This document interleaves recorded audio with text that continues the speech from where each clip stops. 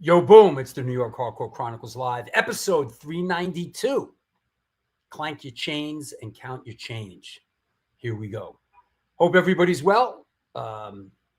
See some of the usual suspects. What's up, Ray Hogan? Brian Matson. My other account is restricted. Is that right? Oh, so now you're Bree-Ann. So from here on in, Brian Matson will, the artist formerly known as Brian Matson, now Bree-Ann. What's up, Spiky? Yeah, welcome back on Wednesdays, everybody. It's a rare Wednesday show. Lori. You ready for Lori? This is the Lori Dawn Show. What's up? Hey, how you doing? It's yours. You can have it. Hey everyone. Welcome to the Lori Show. I'm your host, Lori. Today we're going to talk about what we're feeding the cats. Exactly. Yeah. We got some little niblets back here and some squeezy treats. Today we're going to talk about what's going on in my world, in my sunny world. But enough about me. What do you think about me? There you go. Oh boy, what's going on? Who is this? Who is this? Well, I'll get to it. I'll get to it. There is somebody in the backstage, and I want to see who. You know what? You ready? Okay. Hey, bro. Hey, what's up? Hi. What brings you here? I'm supposed to be doing with Ray Lego, aren't I? Isn't that today? I told Ray we're gonna bring him on. We're gonna do a whole show with him. But you know what? Fuck Ray Lego. What matters is you're here, dude. I'm here. He was supposed to do this at 3 today, I thought. I guess he didn't tell you that. I told him, no, let's do a whole show with him as the guest. Oh. Well, when do you want to do that? We could set it up for some other time. I gave him a date already. Oh, all right. Well, I could reach out to him. But fuck all that. You're here now. Yeah, you're the star. Fuck that dude. What's going on behind you? That is the record store that I manage, where we're doing the Noise and Focus event with Ray and Walter Schreifels. Oh, fantastic. Yes. You are doing this event right here. Exactly. Yes, the Noise and Focus. Tell us about it. Yeah, so Ray's going to be showing off 30 years of his music photography, tons of different bands, contact sheets, prints, all that stuff. Walter from Quicksand, Gorilla Biscuits, all that stuff. He's going to be doing an acoustic set. We got Primitive Sound System, who's our friend DJ Pat Longo. He'll be doing spinning a set at the end of the event while people mingle and check out the art and all that stuff. Very cool. Very cool. And you are. The name of the record store is Revila Grooves and Gear? Revilla Grooves, yeah. The owner, Darren, I'm one of the managers. He's the owner. His last name's Revilla, so it's Revilla Grooves. Capiche. And you're in. That's going to be a great night. Yeah, it's going to be a lot of fun. Yeah, you get tickets at Eventbrite and all that. There's still some tickets left. So yes, I had the great pleasure of seeing a couple of Walter Schreifel's acoustic sets, and it's always really fun. Really fun. Really great time. That solo record he's got is awesome. So I'm excited to hear songs from that. Awesome. Yeah. And this is Milltown, New Jersey. Yep. Yeah. Right by like New Brunswick, Edison, very central. Okay. Yeah. Great. Oh, here we go. A great store, and Brendan's a great guy. Cool. Thank you. I'm not sure who that is, but what's up? Yeah. See? You know, you're a beloved figure on the New York Hardcore Chronicles Live. So your name is Brendan, correct? Brendan. Yep. Yeah. I like surprises. I like when people just show up in backstage. He sent me this link last night, and he said tomorrow, and we had it for 3, so I figured I'd be on. I thought it was weird he didn't show up, but I thought maybe he was hopping on from his home. Yeah, no, no. The date is once he sent me some of his pictures, I was like, man, we should do a show and just do all. So that's Sunday, December 7th. Okay. Yeah, but I will continue to push this until then. Yeah. Maybe I will see you out there. Cool. That's awesome. Thank you, man. Absolutely. Thank you. All right. Bye-bye. You never know what can happen on the Lori Show. Welcome to the Lori Show, where random guests just pop up. Who could be next? We don't know. All are welcome. All are welcome. I'm Yeah.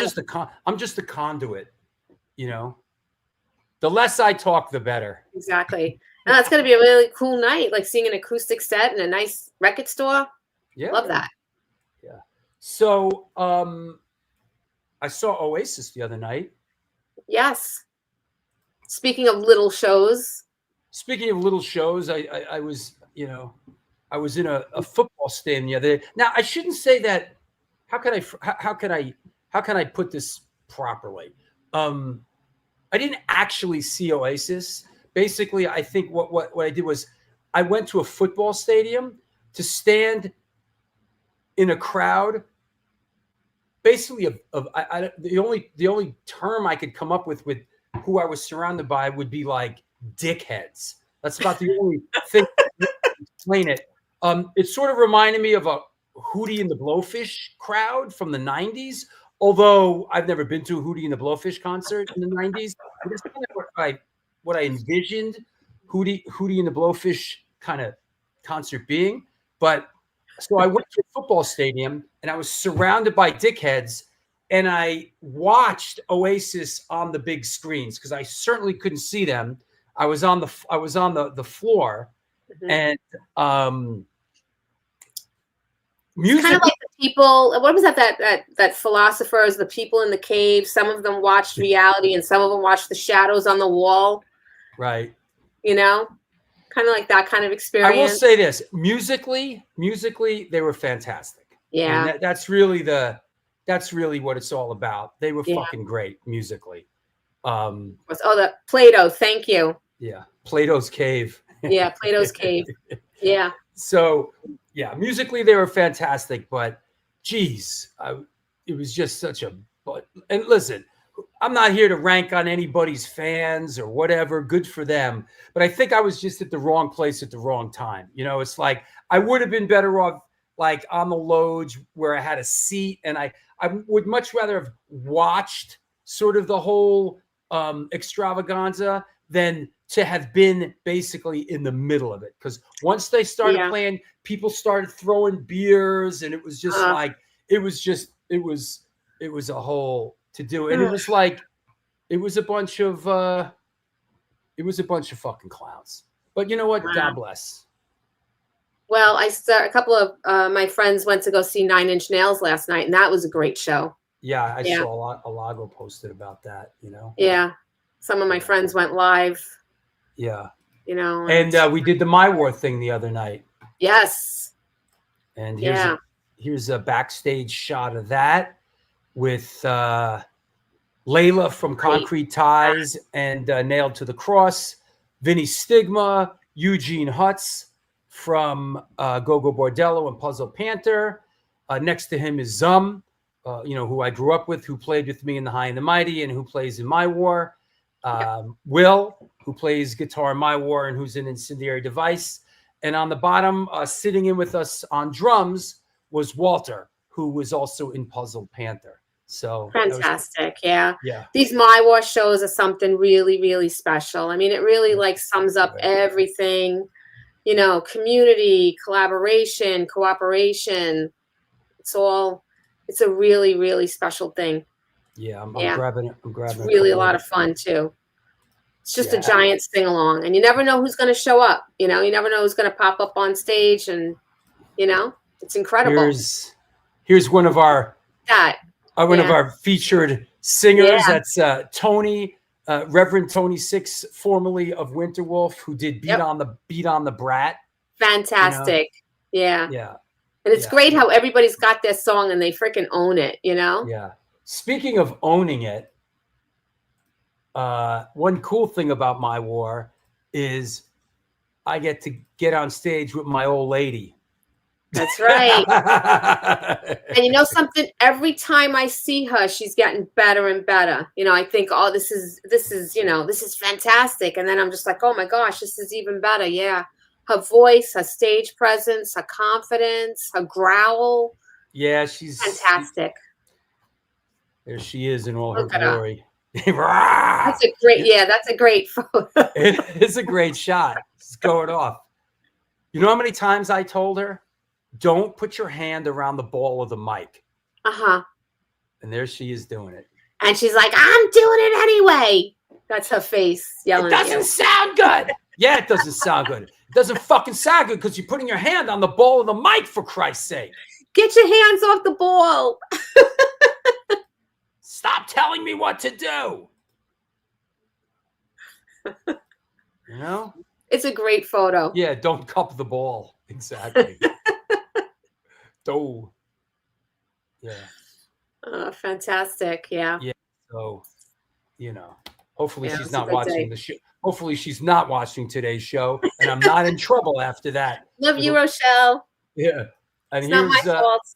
last but not least, just don't cup the ball. Yeah. Here we go. Vinny Stigma did Crucified for your sins. Fantastic. What a great with photo. us. Yeah. The Stigma point. It's a great Messina photo there, too. Actually, someone's pointing at him and he's pointing. There's a lot of Yep. pointing going on. A lot of pointing in hardcore. A lot of pointing and A lot hardcore. of pointing. Scott Earth is one of the great pointers. Yes. You know. And here is the lineup that we did My War with. Like I said, Walter sat in with us on drums instead of drummer Mike. So it's Will Romeo playing the Telecaster, Zum, me, and Walter. So, Yep. Great. Yeah. Fantastic. Yeah. So, Really good. you know, for those And that are happy wondering, birthday to happy birthday to drummer Mike's daughter. yeah, I said, Yeah, I said, she bro, what are you missed. talking? So what are you talking about? It's your daughter's birthday, bro. Family You know, first. you fucking knock it off, dude. Family first. Hey, well, but maybe by next year on her birthday, she could sing in My War. So we wouldn't have to miss the gig. Listen, the deal when you're in a band with me is this. We know. I don't give a fuck about your family, your kids, none of that shit. I don't give a fuck about your job. This is rock and roll. This is this is way more important than your fucking kid's birthday or your first trick or treat with your daughter or your wife or your job. This is rock and roll. Get your shit straight or you're out of the band. I don't give a fuck. This is how I endear myself to people. Yeah. Some people get it too. They're like, you know what? You're right. You're right. I don't know what I was thinking. There should be no other life but this band. You're right. I'm going to tell my wife that Drew said that. You said here is yeah, go tell her, man. That's a good idea. Here is just the My War set list. We opened up with London Calling. I sang London Calling. We did I Love Living in the City by Fear. Amaru from Non-Residents sang that. Steven Messina did Sonic Reducer. Sid the Kid did Attitude by the Misfits. Awesome. Mimi Fuggett did If the Kids Are United. Yeah. Scott Earth from Silence Equals Death did Glue. Rochelle did Bullet. Tony did Beat on the Brat. I sang People Who Died, and I will never sing that again. Layla the hard one to sing. Oh God, Layla sang "Rise Above" along with Eugene Hutz from Go Go Bordello. Ryan Bland crushed Right Brigade, and Stigma did Crucified. So, Yeah, fantastic. Yeah. What a great set there. Yeah, Eugene popped in on Rise Above. It was great. I love it. That's why you never know who's going to jump up, you know? It's like Eugene jumps up with Layla. That was iconic. It's amazing. Jump around. Awesome, yeah. Jump up. And we will be doing it again, of course, at the Holiday Slamboree, which, So excited. Yeah. So we'll be doing My War again with different singers, a whole different thing. So we're looking forward to that. Yeah, So, this is going to be a really special show too. Yeah. Going to want to hit every band, World of Chaos, bunch of 14, 15-year-old kids, and they kill. They're really good. Yep. Now this weekend, for those of you, I'm going to be up your way, and you're going to be down our way. We are switching states. Okay. Yes. First off, if you're not down this way, come see ID with Tree up at Ralph's Rock Diner. We're playing in the parking lot. It's an outdoor show. It's going to be great. But if you were down this way, why don't you tell us about this event that you are involved in? So Women of the Pit are heading off to the Long Island Roller Rebels roller derby match. And we're going to be out there with a table. We're going to be vending with Punk Rock Saves Lives. So we're going to be collecting donations for a Long Island food bank, as well as doing the bone marrow donor sign up. So that's going to be Saturday night, 7 o'clock. I think it's like $15 to get in. It's cash only. So they'll have like a snack, little snack bar and everything. Everything's cash only. They asked me to say that. And then we're going to go watch a roller derby match. It's going to be amazing. I wish, you know what? Yeah. I'd rather do that than this. Yeah, it's going to be really a lot of fun. I've never watched roller derby, just like little snippets and everything, but, I've learned all the rules and everything, and it's going to be when I was a kid, I watched roller derby as it's going to be fun. As a little kid. Yeah. It was pretty like fun. The whole idea behind the scrum and the pulling and the shoving and getting through and everything and passing. So I'm looking forward to it. We got involved with this through Danielle LePage. She is her theater troupe is with one of the roller derby players, so she kind of involved us in this. So we're going to be vending and watching the game. And what are harm reduction supplies? So that's things like Narcan and fentanyl test strips and things. So yes, mental health resources, pamphlets, and things like that. So, and that's all the things that Punk Rock Saves Lives provides on their table. So, yep. Got it. Okay. Hold on. You guys are back? Hey. Wait. Well, turn your fucking mic on first there, Skipper. You guys are back? What's going on? We're back at the record store, man. I'm sorry I missed you guys. I just got here. I was running late, traffic and stuff. So I'm sorry about that.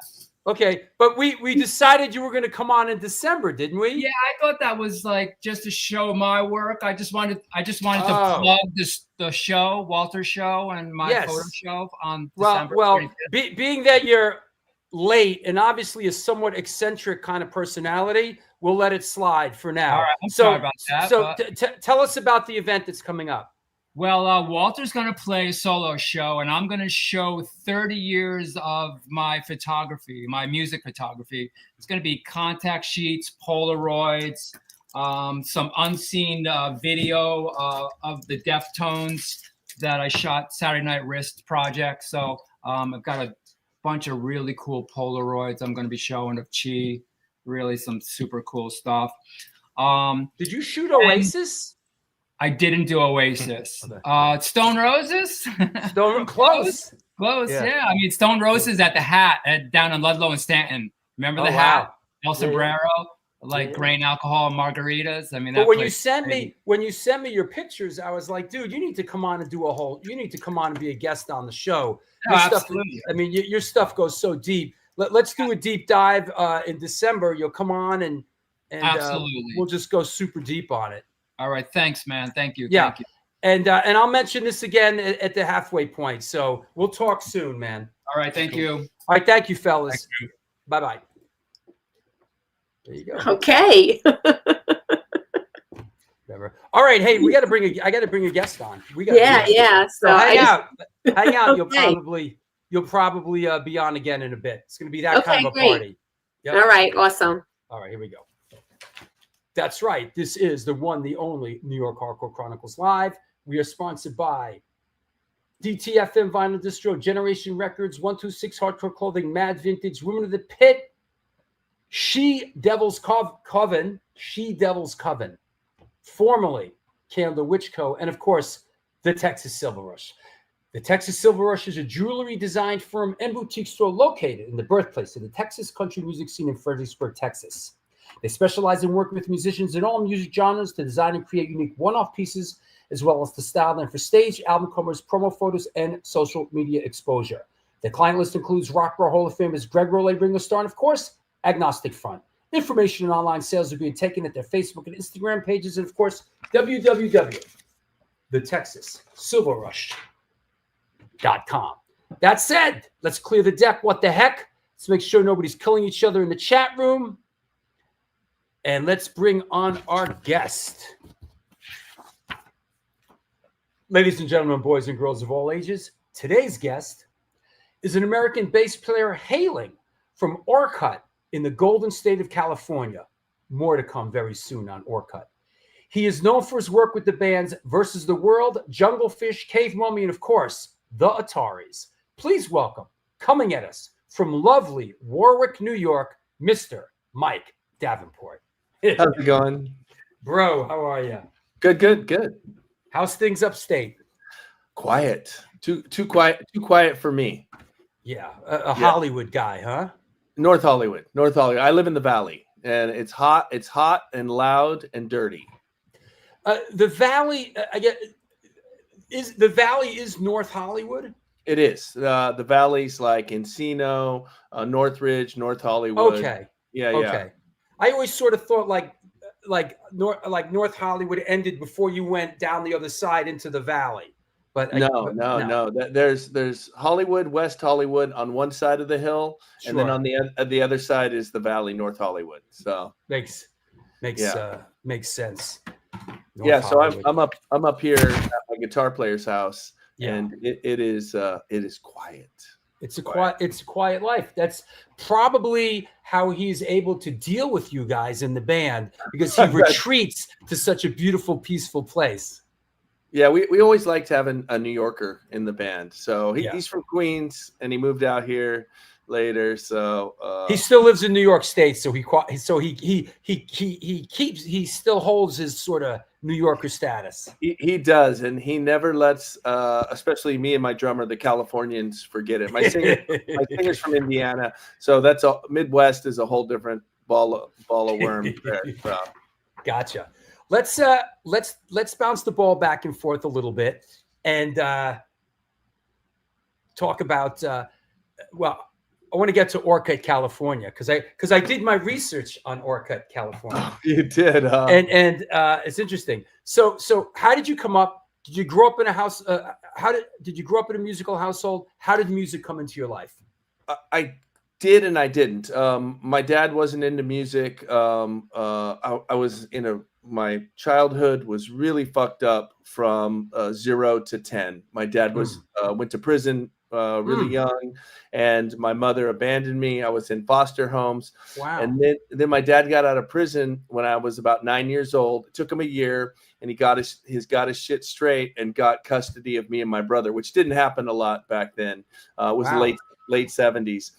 And at that time, he had a younger brother, and that's my musical interest. He was an early punk rocker, like Sex Pistols, Ramones, CBGBs. He was into all that, and he went to San Francisco and started a zine up there called Unsound that was pretty popular, and he did this almost famous kind of thing where he gave me 3 records before he left town to go to San Francisco. And it was Rocket to Russia, Never Mind the Bullocks, and then of all things, Some Girls, Rolling Stones. Wow. And, yeah. So I mean, those 3 records right there were huge in my world. Mine too. I mean, Some Girls was a huge record. Some Girls was like the Rolling Stones punk rock record. It's a great record, man. Yeah, that's what he told me. He told me this is their punk rock record, and listen to this. And so I got those 3 when I was about 9 years old. Those 3 records, and and that for me that was it. I was off to the races, and I wanted to be in a band. And so when my dad got things straight, and he moved us from Santa Maria, the bigger part of the city, to the suburb of Orchid, then everyone, the classic thing where I'm always thinking of how can I get a band together. So at 12, I knew a drummer, I knew a couple guitar players. Everybody wants to be a singer, but nobody had a bass. Sure. So I got a bass guitar at 12. So about Orchid, basically, William Warren Orcutt, the manager of geological land and engineering departments of the Union Oil Company, known as the Dean of Petroleum Geologists. He's credited with discovering prehistoric animal bones preserved in pools of asphalt on Hancock Ranch. And they named the place after him. Did you know of this history? Of course, yeah. I worked in the oil fields out of high school. So yeah, we all know about William Orchid. Yeah. Pretty. I did a deep dive. Pretty interesting. I mean, he's the guy that sort of figured this out, that there's the bones that are turning up in the La Brea tar pits and all that too. Yeah, that's true. Yeah. Pretty cool. Good stuff. So I guess you sort of explained why bass, because it was sort of the neglected sort of instrument, huh?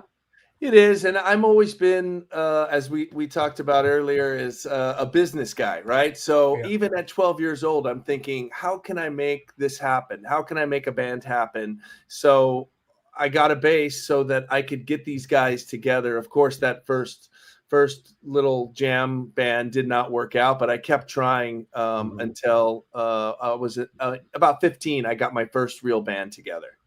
What was like the first live music you went and saw? And I mean, I'm assuming that like Orchid wasn't part of like the touring circuit, but isn't Orchid close to Santa Barbara? Santa Barbara. It's in Santa Barbara County. So my stepmom was young. My dad married a younger lady. She was halfway in between my age and his age. She was into that new wave of British heavy metal. So she took me to see like Dio and bands like that. But I saw a band called Entropy, a punk rock band that played at a VFW hall in Orchid, of all places. And that really inspired me to be like, I think we can start getting gigs at things like this. So there was a little place, the Red Barn. The Red Barn, that's right. The little place in Santa Barbara called the Red Barn. So we started. Is this a friend of ours, Don Cranston? Oh yeah. Don Cranston is from Orchid. Yeah, that's right. There you go. And he represent Don. He's coming to the show in Newburgh. Oh, cool. Yeah. So he lives here in New York now. So yeah, the Red Barn was in this college part of Santa Barbara called Isla Vista. So we started driving up there, and we see bands like RKL and NoFX and the bands that became Lagwagon, and we all started to percolate there. I see. So there was like a little bit of it was in fact part of the DIY punk rock circuit that a lot of these bands were playing back then. That's right. I actually saw Token Entry there. Oh wow. Yeah, and some other bands would come through, because that, when the first band started making inroads, as you know, into this touring thing, that Red Barn was one of those stops. Very cool. Who were your early bass influences? I really like Dee Ramone. I think his, simple bass lines, but straight ahead were great. Later, Steve Soto from the Adolescents is, and I got to know him a little bit later. And the Adolescents were a big band for me, because I did like the poppiness of their punk rock. So and Social Distortion, I think, was a great early Social Distortion. Mommy's Little Monster. Yeah. For me, that was a huge record too. Aggression. A lot of these bands that played the Red Barn were on a label called Mystic Records. That's right. Mystic had RKL, Rat Pack, and And then those bands you're talking about, like Aggression and Social, those were really those were Southern California bands. It was. Yeah. I was tuned into what was happening in Southern California. Makes sense. Yeah. That makes a lot of sense. What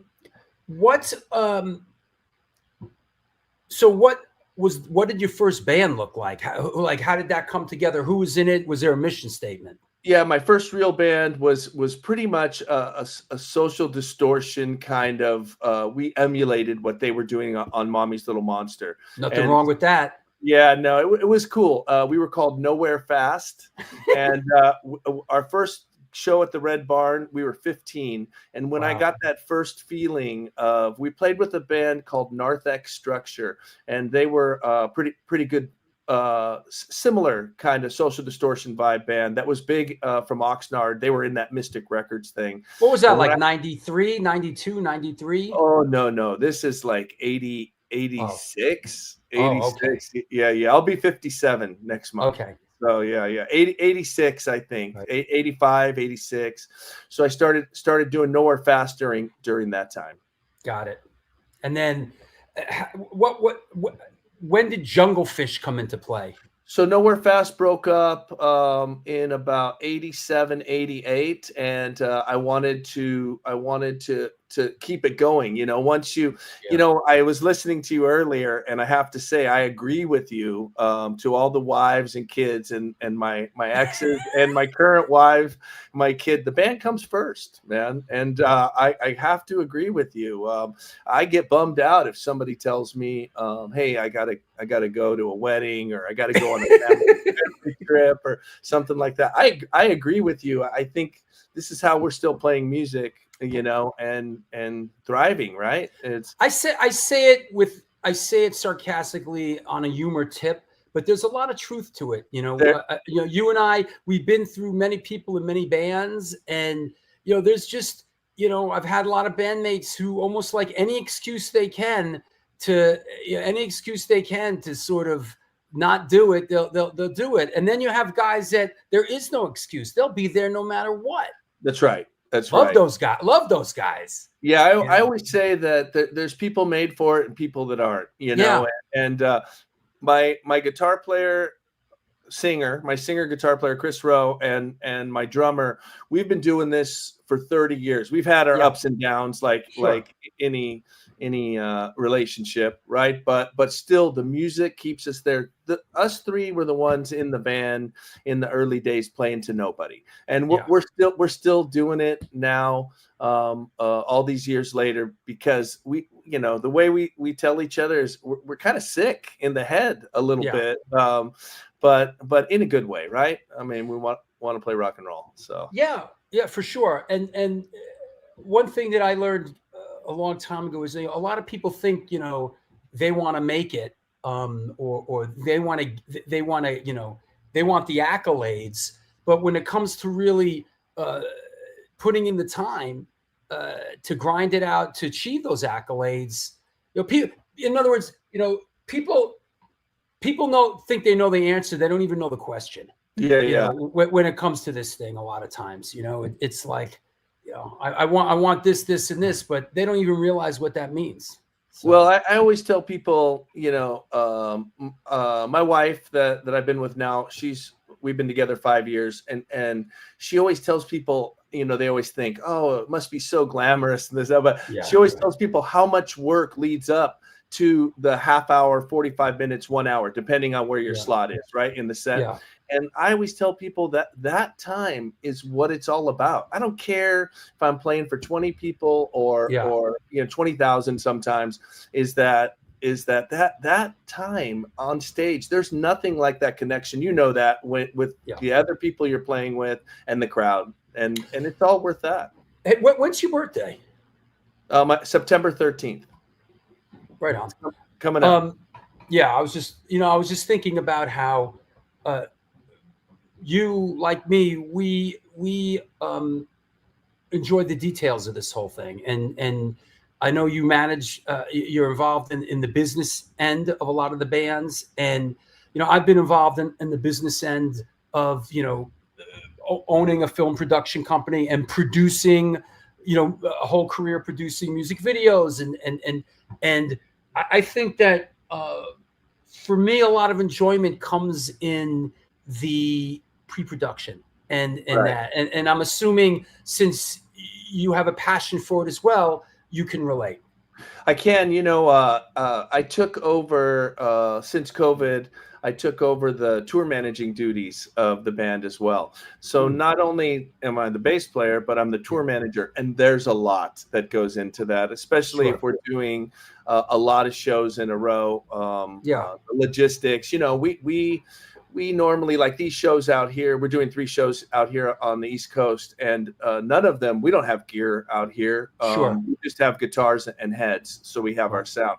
But I got to make sure we have drums and cabinets and all that stuff, and everything's set up like the rest of my band likes it. So it's a challenge that I dig. And the older, wiser me enjoys that challenge instead of just laying back and seeing what happens. I've been through my phases, right? Since we've kind of put a disclaimer on the show that, you know, we could talk, you know, we could talk pretty much about anything. And when you're in a just wondering, when you're in a position like that, I assume that you're being paid for that in some regard. Maybe not. Maybe I'm just thinking if it was me, I mean, well, maybe not, but not as much as like a regular tour manager, but I should be getting something. Is that fair to say? You know, I don't really do that at all for that. There are things that come with it. I like to being in control of that. I make sure we get extras, the whole band. Okay. And when you have a tour manager that's working for you, I notice that kind of stuff doesn't happen. Like I can make sure we just played with Sublime at the MGM in Las Vegas, and I make sure that we get better hotel rooms and things like that. I think things like that happen that way, but no, I don't necessarily take extra pay at all for any of that stuff. And I can tell you that people ask me that question a lot, but I don't. I think it's more of enjoying having more control over what goes on and making the rest of my band more comfortable. I am you and you are me, bro. It's the same thing. It's the same thing. Listen, my band, Incendiary Device, is you know, not operating at the level of the Ataris these days, but it's the same thing. I book the hotels, I book the room, the this, the that, and I do it because I love it, and I do it because to have not that I'm a control freak, but at least there, you know, I have a universal grasp on what we're doing and what's happening. Exactly. Well, I mean, when you pay somebody else to do it, and I know that my guitar player works in the travel business for bigger bands. He does. I see. Right now, he does entourages he does Willie Nelson's son, Lucas Nelson. Let's say. And he's booking for him 18 to 25 hotel rooms a night. That kind of a thing. And he deals with those kind of tour managers, which are different than me. Yeah. And he does appreciate, he deals with tour managers on a daily basis. And he does see the differences in what tour managers are doing. And he gives me lots of compliments as somebody that works in there. That's nice. Being focused on that kind of a thing. Yeah, that's nice. And I assume that, you know, you're doing it in the Ataris these days because everybody gets along and you guys really love each other and love doing it. That's right. That's right. I mean, that's the whole thing, isn't it? Well, we had to, you know, we were kids, young when we started the band, and we blew up really big after 10 years together. And then we had our splits where we all split apart. And then we realized that we were all better with each other. So we all, you know, came back together. And that's good. And, you know, that's where we're at now. Older, wiser, like I said earlier. Yeah, for sure. And before we sort of get into the origin and the beginnings of how you know, got into the Ataris, but I can relate to that, like I said, in a small level, because, you know, doing what we do in ID, you know, we're friends and we really enjoy each other's company. And it really makes the whole thing really enjoyable when you're out there doing it. Because I've been out there with people that, you know, I've been out there where it hasn't been everybody getting along. And at this stage of the game, older, wiser, it's nice to be out there with guys and seeing the countryside and having meals with people that you love, man. It's awesome. That's right. You know, it's awesome. So how did your tenure, the initial tenure in the Ataris come about? How did you join the band and so on and so forth? Well, I was doing Jungle Fish in Orchid, and I realized that I needed to expand my horizons. So I moved to Santa Barbara. I knew things were happening there. Bands were starting to get bigger out of Santa Barbara. So and Fat Records was a thing. So bands were signing to Fat Records, Mad Caddies, No Effects, Lagwagon, all these bands were around Santa Barbara. And so I moved myself there, and I joined a band called Beaker. It was with a female fronted band, and it was early 90s. And the singer of that band had started talking to this guy from Indiana and said that he had gotten signed to a record deal on Kung Fu Records, the Vandals label, by giving him a demo tape at a show, and said, well, I'm going to come. He got hooked up with the former drummer for Lagwagon, who was displaced from the band because of a drug addiction. So his name is Derek Plord. He's one of the greatest punk rock drummers in that early Fat Records days. He was looking for a band to play with. So Joe Escalante, the bass player for the Vandals and the owner of Kung Fu Records, said, why don't you come to California to my singer, Chris Rowe, after he got the demo tape. I'll hook you up with this drummer in Santa Barbara. So he sent him to Santa Barbara, and he fell in love with this girl that was the singer of my band. And when I heard the first demo tape, I thought, this kid's going to be something. He was 19. That's the first Ataris demo. That's right. First Ataris demo. I said, oh my God, I gotta somehow get into this band, but without asking. So I just kind of became friends with him, and if I understand correctly, he demoed the stuff out without having a backing band per se. No band at all. Yeah, he was one of those guys, right? Yeah, one of those guys who wrote the songs, kind of played everything, and here's my demo. That's right. He dropped it off at the merch table in Cincinnati, Ohio. The Vandals listened to all these demo tapes that they got in starting their record label, and this one stood out to them. Wow. So they came back, they called him up in Indiana, and they said, hey, we got your demo tape, we want you to come to California and sign you to a record deal. He hung up the phone. He said, fuck you. He said he thought it was his friend playing a joke on him. And they called back 3 times, and he finally said, wow, this is real. So they sent him out to start demoing those songs for real in Santa Barbara, and that's where I met him. And he had one bass player that started and played with him for a couple months. It didn't work out, and then he asked me, do you want to do the band with me? So, and that's when we started. Wow, that's pretty great. And that was that was 97, and the first wasn't Look Forward to Failure, that EP, wasn't that on Fat Records? It was. So what happened was we were signed to a 3-record deal with Kung Fu. I see. The first demo was Anywhere But Here. We turned that into the first Ataris record, and then we started recording the second record, Blue Skies, in Santa Barbara. And when Blue Skies got in the hands of Fat Mike, he heard the song San Dimas High School Football Rules. He called up Joe Escalante, who's his old friend, and he said, hey, Joe, he's like, Fat Records is doing really well. I would love to put out an EP of these guys before you put out Blue Skies. So he took 2 of those songs from Blue Skies, San Dimas and another song, and then we went in to the blasting room with the Descendants and recorded 4 more songs. And those 6 songs became Look Forward to Failure. I see. And Mike put it out on Fat Records. Mike put it out on Fat Records, and the craziest part of that is that no one was really coming to our shows at the time. It was 10, 20, 30 people from the Anywhere But Here stuff. But once Mike put out Fat Records Volume 4, Life in the Fat Lane, the samplers that he used to do, San Dimas, he put on that sampler. All of a sudden, we're playing shows. We were getting in the van at the time, like any good punk rock band would do, and we were playing VFW halls, basements. We were forging our own path. We'd go out 90 days at a time and book our own shows. From Maximum Rock and Roll's Book Your Own Fucking Life. We would use that. We would use any connections we had. And so when we were out there, all of a sudden we started seeing the shows triple, quadruple in size. And we were like, what the fuck is going on?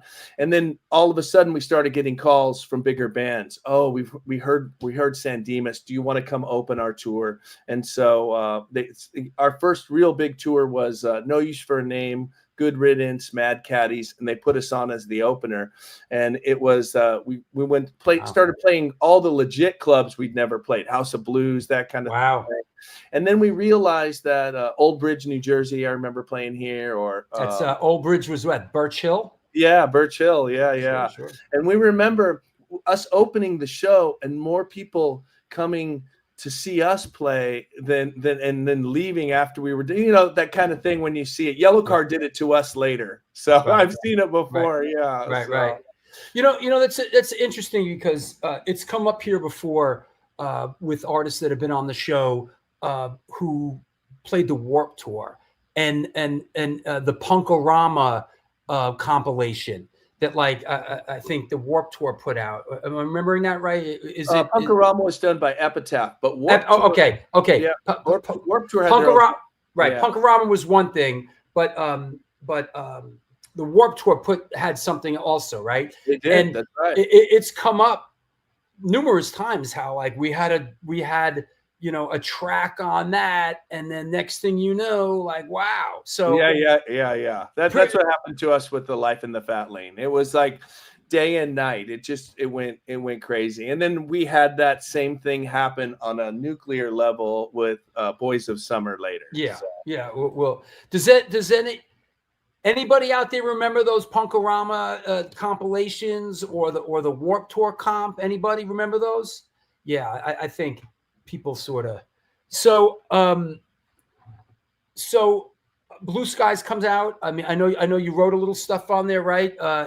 In Spite of the World, and right. And was it an inviting sort of situation in the Ataris? Were you welcome to sort of contribute? Because I'm asking because a lot of times when it's like one guy has the cassette and it's just like, it's my stuff. I'm the writer in this band, Chris is definitely the writer in the band, and I'm definitely more the business in the band, and we know our place. But we were roommates at the time, and he heard me playing that song. I wrote that song when I was away on vacation in Hawaii. I wrote it. I came back. I was playing it, and he's like, "What's that?" So he took it, wrote the lyrics to it, molded it into his own. So he did that. I did that with another song on So Long Astoria as well. That makes sense. Yeah. Any memories you have of recording it or the process of doing this record? Blue Skies was hectic because we were all still working day jobs, right? And this is before we got to go to the blasting room, as I said earlier. Even though it came out after Look Forward to Failure, we did this while we were working day jobs. We were running to the studio in Santa Barbara where we recorded this, and it was produced by Joey Cape, the singer for Lagwagon, and he was kind of teaching us what the next level was, how you write a record, how you make a song. He taught Chris, really about the next level of professionalism in music as far as being a singer-songwriter. And then it wasn't until after San Dimas came out that, Fat Mike foot the bill for us to go to Fort Collins, that we were able to actually go into a studio and sleep there and work for 2 weeks and not focus on any outside distractions. That was our first foray into that. Yeah, there's always that. We're going to send you guys to, the Carriage House Studio or Normandy Sound or, Longview Farm. This way, we're going to get you away from your friends. Yeah.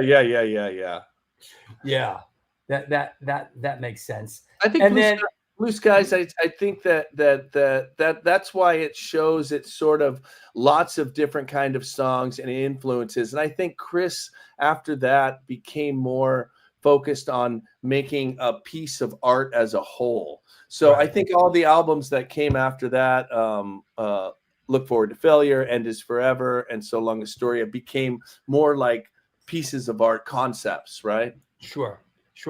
That makes sense. And you mentioned End Is Forever, which was after that, and this was sort of the prelude to So Long Astoria, correct?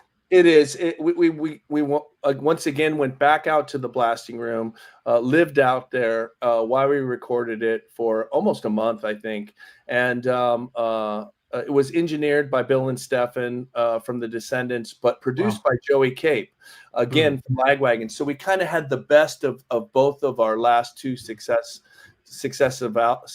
albums. And what happened there also is they started introducing other instruments to Chris on that, like slide guitar, mandolin, things like that he would go on to use for the rest of his career.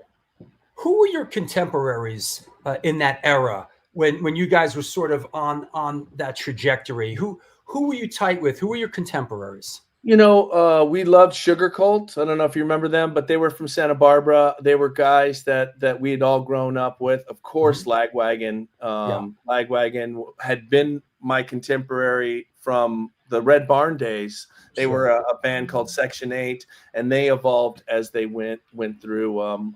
For sure, the Vandals were a big, of course, they were a restructured, right? There's two Vandals. There's the early punk rock Vandals, and then there's the reformed Vandals of the 90s, and that's the one that we were tight with too. So that makes sense. As we sort of make our way to So Long Astoria, how did the tenure at Kung Fu Records end? Because I know this was on Columbia, right? That's right. So how did that go? Well, it wasn't bad because we had fulfilled our contract. Okay. We had fulfilled our contract, and to Chris's credit, after San Dimas, it was the frenzy of major labels gobbling punk bands at that time. Right. So after San Dimas, Chris and I would take the meetings. We would go out, and the record labels would come to Santa Barbara through each record after Look Forward to Failure and End Is Forever, and take us out and ask us, if we wanted to sign to the majors. But Chris made sure that he finished his contract at Kung Fu, which was 3 records, and End Is Forever was the last of that. So when we were done, we were free agents, and we realized at that point that if we were going to make the move to bring our music to even more people, because I think those records on Kung Fu after San Dimas had sold a couple 100,000 each on an indie label. So the only way to go from there was up if we wanted to get more people to listen to the record. So all of the labels at the time would come out, and they would do their pitch to us. And Columbia, there was a guy there, Tim Devine, who had signed The Clash many years ago, and lots of other great bands that we respected. And he didn't want to change us. He wanted, a lot of these labels wanted to take control of our artwork, our image, all of that stuff that you hear about. And at Columbia, they said, you just do what you're doing. So that's why we signed with them. Do you remember anybody else who came courting? Anybody interesting? Oh yeah, I mean, there was always the interesting, like Hollywood Records, which was owned by Disney, and they want control of everything, right? They want they want you to do Chris always had a more an idea of a concept for each record. So there was these labels that wanted you to be, in the convertible on the beach in California, the quintessential pop punk band. And he was never going to be that. He's always pushed that away. If you look at the Boys of Summer videos, a great example, it's dark, it's kind of wicked. And the concepts that some of the video directors came for us were just ridiculous. Bikini girls, all that other stuff that would never age well, right? The Boys of Summer videos aged very well. because Chris is stuck to his guns. Well, it's a nice story because most of the time you hear like, you know, the major label wanted to sign us, the other label didn't want to get us go. It got super ugly. Right. There was a whole protracted legal fight. You know, they had to, you know, they had to buy us off the label. It was recoupable and cross collateralized. And Right. And we were fucked. Yeah. So that's great. And I guess Columbia really initially did right by you guys. I mean, this record went gold, and you guys really took off. Yeah, I mean, they did a really good job, but just like you hear every major label horror story, we lost everybody after Astoria at the major label. Right. No Tim Devine, nobody else that was there, and the new regime, you know, pop punk had its moment, but by about 2005, 2006, there was definitely a downturn in any kind of rock music, to be honest. It got a lot harder for everybody. Sure. And so when we lost our people at the label, then it kind of fell apart. Yeah, that's a common tale, right? We lost our A&R guy, we lost our marketing guy. That's right. You know, and then shit just went a little sideways. Interesting thing about this record. Lou Giordano was involved in this. That's right. He produced the whole record. Yeah. You know, my memory of Lou Giordano, and let me just go into the archive. Yeah. And don't say it. Going back, let's see, where is that? Here we go. Lou Giordano is a name that I recognized going all the way back to when I was a part of this whole thing. And I remember Lou, he was a very nice guy. Nice guy. Lou was involved with this. Yeah, of course. Yeah. So, I mean, I guess, I don't know if Lou engineered this. Yeah. Lou engineered this because Mr. B, quote unquote, produced it. But that's Lou. That's how deep Lou Giordano's roots go, into this stuff. Yeah. Lou is the real deal. And he was, like I said earlier about Joey teaching Chris about that next level, Lou was the next guy to come along and do that. And again, I can't tell you that Chris chose very wisely. We had all these, slick producers we took meetings with. And when Lou came in, he's not like that at all. He's very down to earth. Yeah. He's very plain speaking. And he it's his work stood for itself. We were very into the sound of the Goo Goo Dolls record, A Boy Named Goo, and the Sugar record. And so he did those two records, and we really wanted something to sound sonically like that. Yeah, that Goo Goo Dolls record, it sounds fantastic, man. Yeah. That's a good sound. It's a good sounding record. Interesting about this record here. I heard from a couple of people, and I heard from this guy Mike Groves. Right, he just played the Bowery Electric on Sunday. He's in a beatdown hardcore band called Cropsy. Right, okay. They're a heavy, big dude, heavy. And he sends me a text out of the blue. He goes, "Please tell Mike Davenport I said thank you so much for so long, Astoria. It was literally a top 5 album for me as a teenager getting into rock music." That's really cool. That's really, really cool. Isn't it? I think the thing about Astoria is that it's a good rock record, right? And it doesn't matter where you end up with it, what kind of band you end up. It's the lyrics and the concept. It's just a great rock record. It's held up very well, unlike a lot of records from that time, I think. Yeah, I have it in my notes. I guess we could kind of jump there now. I know. Well, no, let's not go. I don't want to get too far ahead of myself because we'll come back. But what did I want to? So was the success of Boys of the Summer, like, did you see that coming? We didn't, and that's a great story. It's a long story, but I try to do an abridged version of it. Is that we were on our way out to South by Southwest. We just got signed to Columbia, and we were on our way to South by Southwest to do the big show for Columbia Records, like our Here We Are, you're going to get behind this and you're going to push it, right? Tim Devine engineered all this.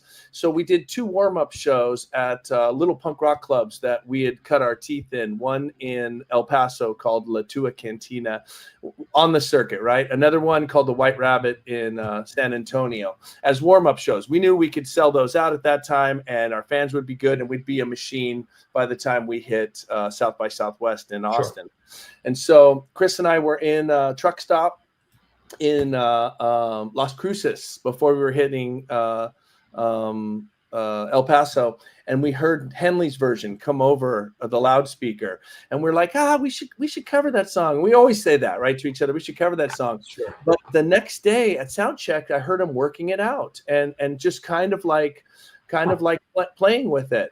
And he started teaching all of us the different parts to the song, and it sounded really good. I always say Boys of Summer found us that night, right? It started sounding really good. And he's like, nah. I go, we should play it tonight, always the business guy pushing. We should play that tonight. No, not ready. The next night in San Antonio, we did it again. We rehearsed it. We sound checked it. Sounded really good. I told him we should play it tonight. He said, well, I'll tell you what, if the set's going well, then we'll insert it. And sure as shit, the set was going great. He inserted it, and the crowd, I always pictured it in my mind as like literally the kids are hanging off the ceiling. The reaction was so crazy that it was undeniable. Wow. Our manager had flown out. We had just switched management. We were managed for many years by Kevin Lyman, the owner of Warped Tour. And once we went to the major labels, he's like, I can't deal with all that. I got too much going on with Warped Tour. So we got a new management company, and we went to this guy, Darren Lewis, and he was out there. He flew out to that show and he heard us play it. He's like, you have to play that song tomorrow. Columbia Records people will love it. But Chris was like, I do not want to be like known for a cover song. I'm not going to do it. He's like, you got to play it. So he actually told our A&R guy, the guy, Tim Devine, I told you about, and Tim Devine talked Chris into playing it it's just a showcase, don't worry about it. Sure. So we play the song, Columbia Records goes crazy. They say, when you do So Long a Story, you have to record the song. But I promise you it won't go on the record. We're going to use it for this soundtrack for this movie Godzilla, the Matthew Broderick one. Yeah, and sure. So the movie came out and the song didn't make it. We said, what happened to Boys of Summer? Oh, well, we decided we want you to put it on the record. Well, Chris did not like that at all. He fought them. They came down to the studio. It was a big deal. They said, put it on the record. It won't be a single, I promise. And so after a lot of strife and conflict, Astoria came out. It's on the record, but buried deep on the record, right? Not right up front or anything. And then they chose In This Diary as the first single, which did really well. It went to number 10 on the charts for 4 weeks and did really well for us. And we thought they were holding true to their words. So we were getting ready for our second single, which we chose was going to be the title track. That's a good one. We thought the record company was holding true to their word. Yes. So next thing you know, I'm at home in LA and I hear Boys of Summer on K-Rock. And I thought, what the? And Boys of Summer Columbia had just started pushing it out to it's summertime, it took off like fire, and the rest is kind of history. Columbia, Chris did this thing where we played the K-Rock Weenie Roast, and they forced him. He wasn't playing Boys of Summer in the set anymore. He did the opposite. That's what Chris does. He did the opposite. Yeah. You're not going to tell me what to do. I'm not going to play that song. And so then all the executives came in and gave us the "You'll never work in this town again" speech if you don't play it. So he wrote with a Sharpie on his shirt, a blank shirt, "Who the fuck is Don Henley?" And we went and played Boys of Summer at the Weenie Roast. Of course, he wrote that because our fans at the time didn't know that was a cover song. They thought it was our song, not as a diss to Don Henley or anything. We walk off stage. There's a photographer snaps a picture. The next month, it's in Rolling Stone. Says the Ataris think they're better than Don Henley. It starts to blow up into this whole big deal. And so we're supposed to play Boys of Summer at the MLB All-Star Game, 2003 in Chicago. Don Henley says, "No, you're not playing that song because of the shirt." And so my manager gets Don Henley's phone number. I don't know how, but he got 2 cell phone numbers, and he said, "Mike, you got to call him because you're the talker in the band." And so I called Don Henley. I leave him a message, which is true. I leave him a message about how I played Life in the Fast Lane at my dad's funeral, and you got to let us play this song, and that Chris didn't mean it. Henley calls me back, and we have a great talk. And he releases us, so we play it at the All-Star Game, and then we play it at the Fenway during the Yankees-Red Sox championship game, and the rest is history. That's a nice story. You know, I mean, it's a good one. Yeah, there's a lot more in there, but it would take all of our time. One of the best nights of my life. NYHC drum covers. Is that your drummer? Oh, no. Who's that? One of the best nights of my life. Yeah, maybe they went to the All-Star Game or to the championship game. Maybe he met his wife there. Who knows? Yeah. Oh, it's Matt Gray. You were there, Matt? Oh, excuse me, son. What's up, Matt? Fucking Davenport. What's up? All right. Are you coming? Gentlemen, Matt Gray. East Coast meets West Coast. Meet my friend Drew Stone, Davenport. I know. Yeah. Were you, Matty? You were there that night? Yeah, he was our drum tech. Ah. I was with them for both of those. Yeah. There you go. Well, it's Wednesday, and we always like to bring a surprise on Wednesday. So might as well throw him into the breach. Matt, how did you get involved with these? Excuse me, Matt, how did you get involved with these guys? I can't hear you. What happened? I can't hear you. Can't hear you. We lost you. Damn, how'd that happen? He didn't seem like he did anything. No. I'm going to throw you off. Come back. You'll probably come back. You'll have audio.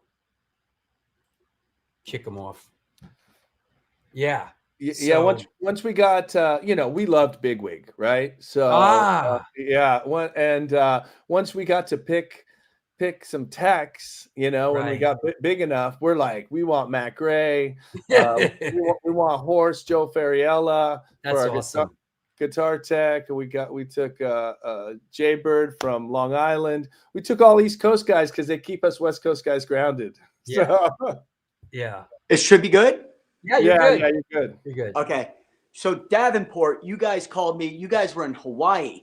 And you're like, it was a Friday night. And you're like, we need a drum tech. And I'm like, I'm kind of a home guy now because that was about a year after the whole thing ended with me and Bigwig. So you're like, well, we need to know now. I'm like, give me a half an hour. So I get in this huge fight with my girlfriend at the time. She's like, you're not going on tour. Fuck yeah, I am. So I call you back in a half an hour. You're like, okay, this was Friday night. He's like, you fly out Sunday. Fly me out Sunday. And our first show was live on MTV with Good Charlotte. Oh, yeah. And I fucked up and I did not put any set list out. So I'm running out on stage and you guys were on stage and I'm like freaking out because I forgot to put the set list up. I was so nervous. That's funny. Then you guys took me all over the world. Yeah. Now he's still doing it. Doing it. I just got home yesterday from tour. So I turned a great drummer into a drum tech. Yeah. And I couldn't be more thankful. Okay. Absolutely. He's a great drummer. Plays on our self-titled debut record. Makes it great. Yeah. Okay. Yeah, Thank you, Matt, listen. We all Thank know you. that we all know that a big part of the reason the record's great is because you're drumming on it, Matt. So All right. Yeah. I mean, thank you. Yeah. What don't you have an item that you wanted to show us, Matt? Oh, I got a couple, of course. So usually sometimes when I come on here, Mike, I bring like old shirts and everything. Right. Yo, we have a little So Long Astoria. Wow. And if you forget where we went, Davenport. I did. Wow. Yeah. Yeah. Wow. There's all the dates, babe. Okay. Wow, you guys were grinding. Look at all those dates. We were grinding. Yeah. We were grinders. Holy shit, From the man. very beginning, even in the van, we would do Matt I met in the van, like us coming through Jersey, New York in When a I was van. in Big League, yeah. Yeah. I also have this Davenport, which you used to use all the time. The Dickies short. Wow. Okay. Yeah. Those are making a comeback. Still got the Ataris patch on it. I like it. it. Yeah. Yeah, and I have various behind me, all types of like laminates and shit from tour, posters. I've been keeping a journal every day of my life, no joke, since '97. So there's a lot of anything you want to know, let me know. All written down. Yeah, I was. Damn. Yeah. That's awesome. I love Amsterdam. Yeah. That's great. That's great, Matt. Hey, before you go, could you give us is there a fond memory or an anecdote about your time with the Ataris? I mean, it was like, seriously, you guys led me to the career that I have working with the starting line. I couldn't be happier. We trudged through all of it together. I mean, you guys took me to New Zealand, Australia. I played with you guys twice. Once was in Ireland.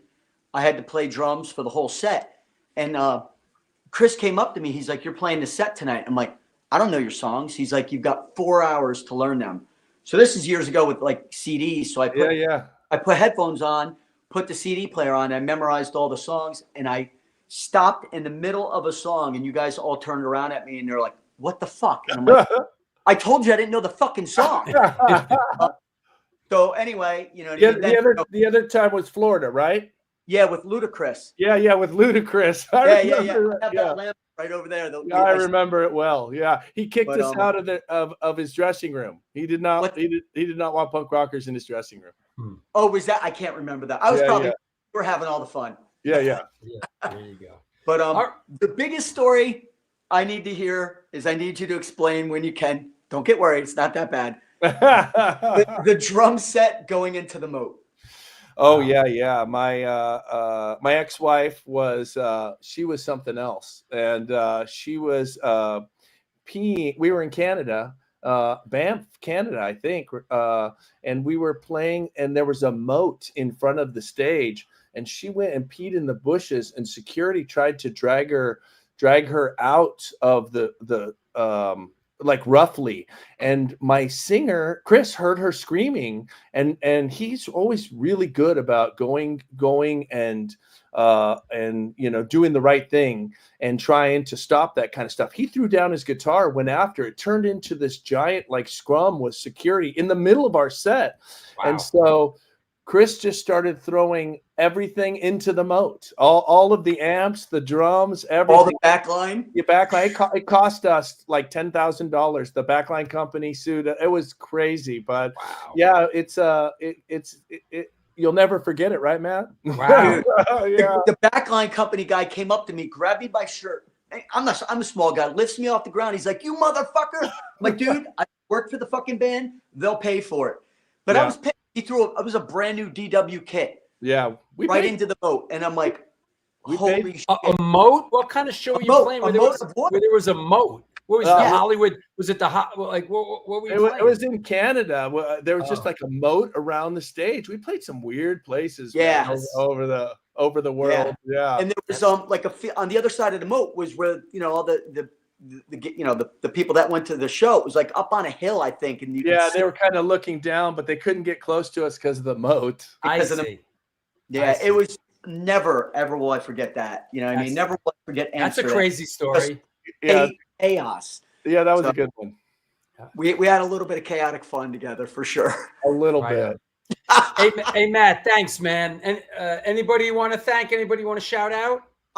You have no idea how excited, Drew Stone, that you get to meet Mike Davenport. This is Thanks, really, Matt. That's you. Thanks, Matt.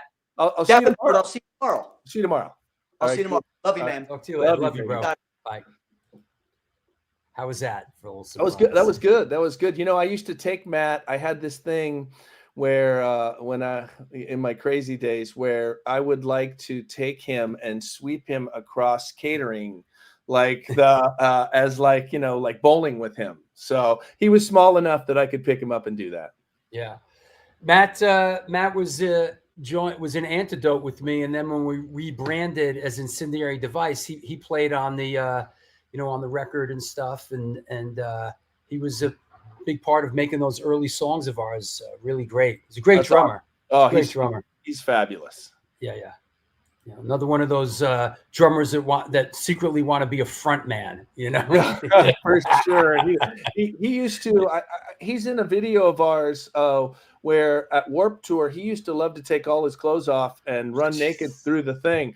And so he runs in Colorado. Warped Tour used to be on this lake, and he's running down a hill stark naked and dives into the lake. So we actually put that into a video of ours. He's a fun guy. Hey, let me take a sponsor break and deal with some upcoming shows and some shout outs to sponsors. You got a couple of minutes. We'll come back and we'll continue on our journey. Okay. All right, cool. I'll see you in a bit. That's right. New York Hardcore Chronicles Live. Our guest today is Mike Davenport. We're probably going to go a little long today. I'm in no rush. I hope you are not as well. Now a word from our sponsors. Since 1992, Generation Records has been a mainstay of the New York metropolitan area music scene. Today, they offer a diverse selection of new and used rock, jazz, indie, hip-hop, punk, hardcore, metal, blues, soundtrack, and reggae LPs, as well as t-shirts, posters, and other merchandise. They buy used record collections and music memorabilia and will pay you top dollar for them. House calls made for large collections in the tri-state area. Call or email generationrecords@gmail.com and follow them on Facebook and Instagram.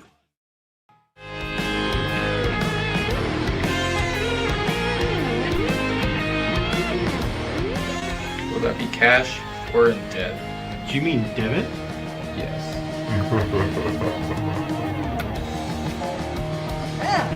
Sorry. Another eternally satisfied customer.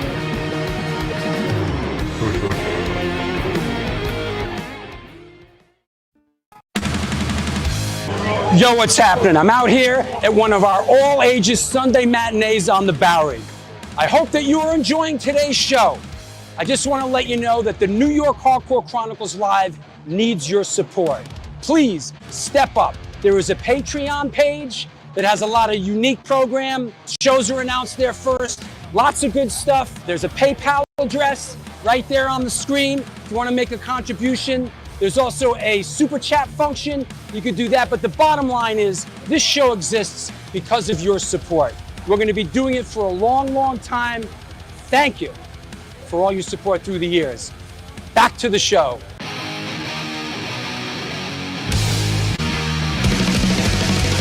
Conditioned by indoctrination, conditioned by society.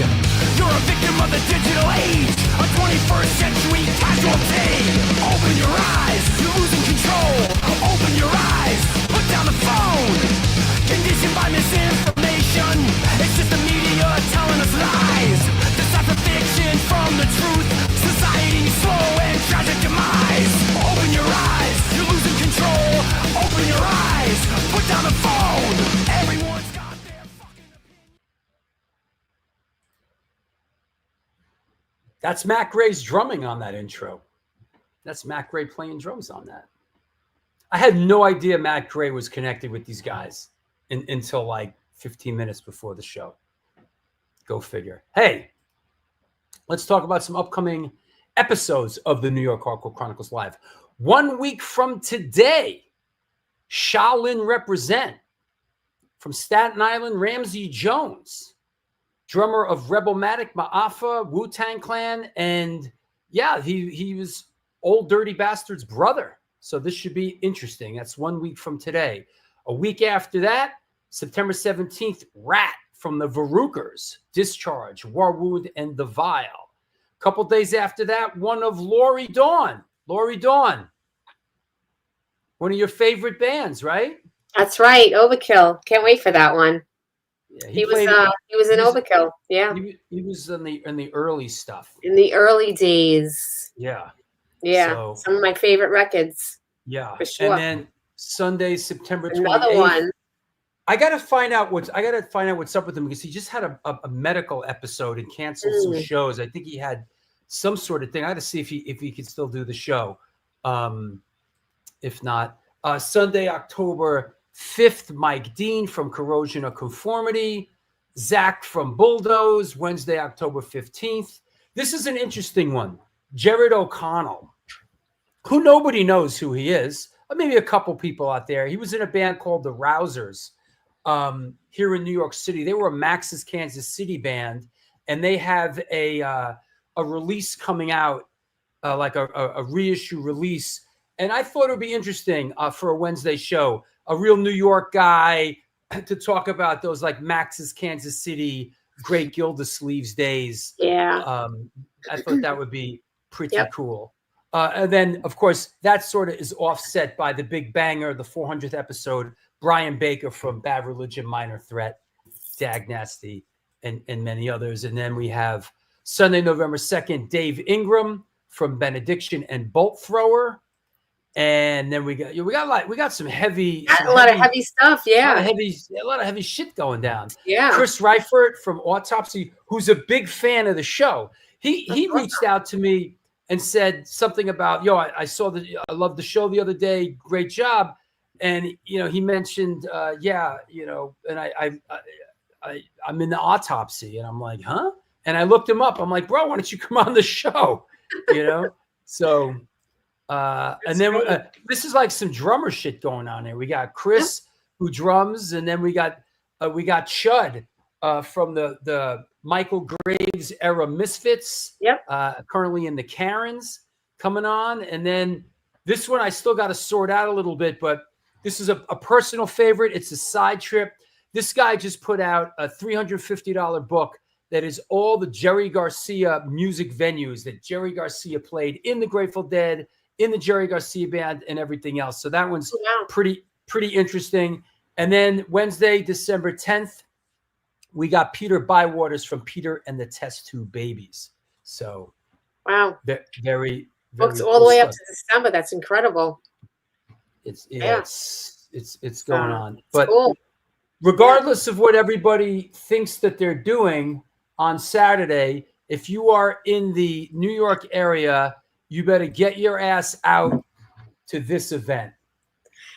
Yeah, Roller Rebels. Yeah, we thought it would be fun to do something a little kind of like, punk adjacent, something a little fun, something a little different than just a music show, So I'm going to get out there, see a roller derby match, and it's going to be a lot of fun. It's going to be, I think it's going to be pretty violent.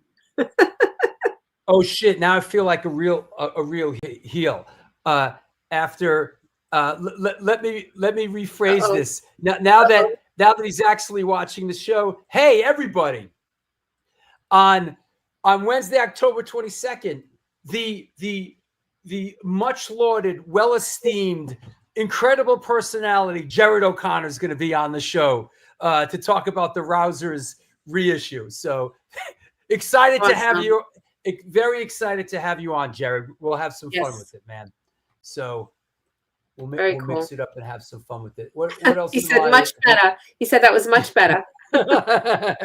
Awesome. We did it. I felt like a shit heel as soon as I said it. Like, nobody knows who this guy. Listen, everybody knows. Who am I kidding? Everybody knows who Jared is. Yeah, we're looking forward to it. The guy's a motherfucking superstar. Yeah. I think sometimes you underestimate your audience, that like we only listen to this, It's no. Listen, I know my audience. Listen, after seeing Oasis the other night and being down there in general admission, with the with what do you call them? What do they call it? Lad rock. You know, I was like traumatized. I was like traumatized the other night. Well, you I know, was listen, like bro, it was all like dudes. Like it was like a fucking Hootie and the Blowfish concert. Fucking bro, bro, yeah. Oh fuck, man. Yeah, it was like, dude, I was traumatized. Yeah. Thank God, my wife wasn't with me, man. Oh gosh. My wife would have hauled off and punched one of these guys in the face. She would have gotten into like 17 fights. Thank God. But you know, like listen, like the guy in Crops, he said, like you know how influenced he was by, you know, that album.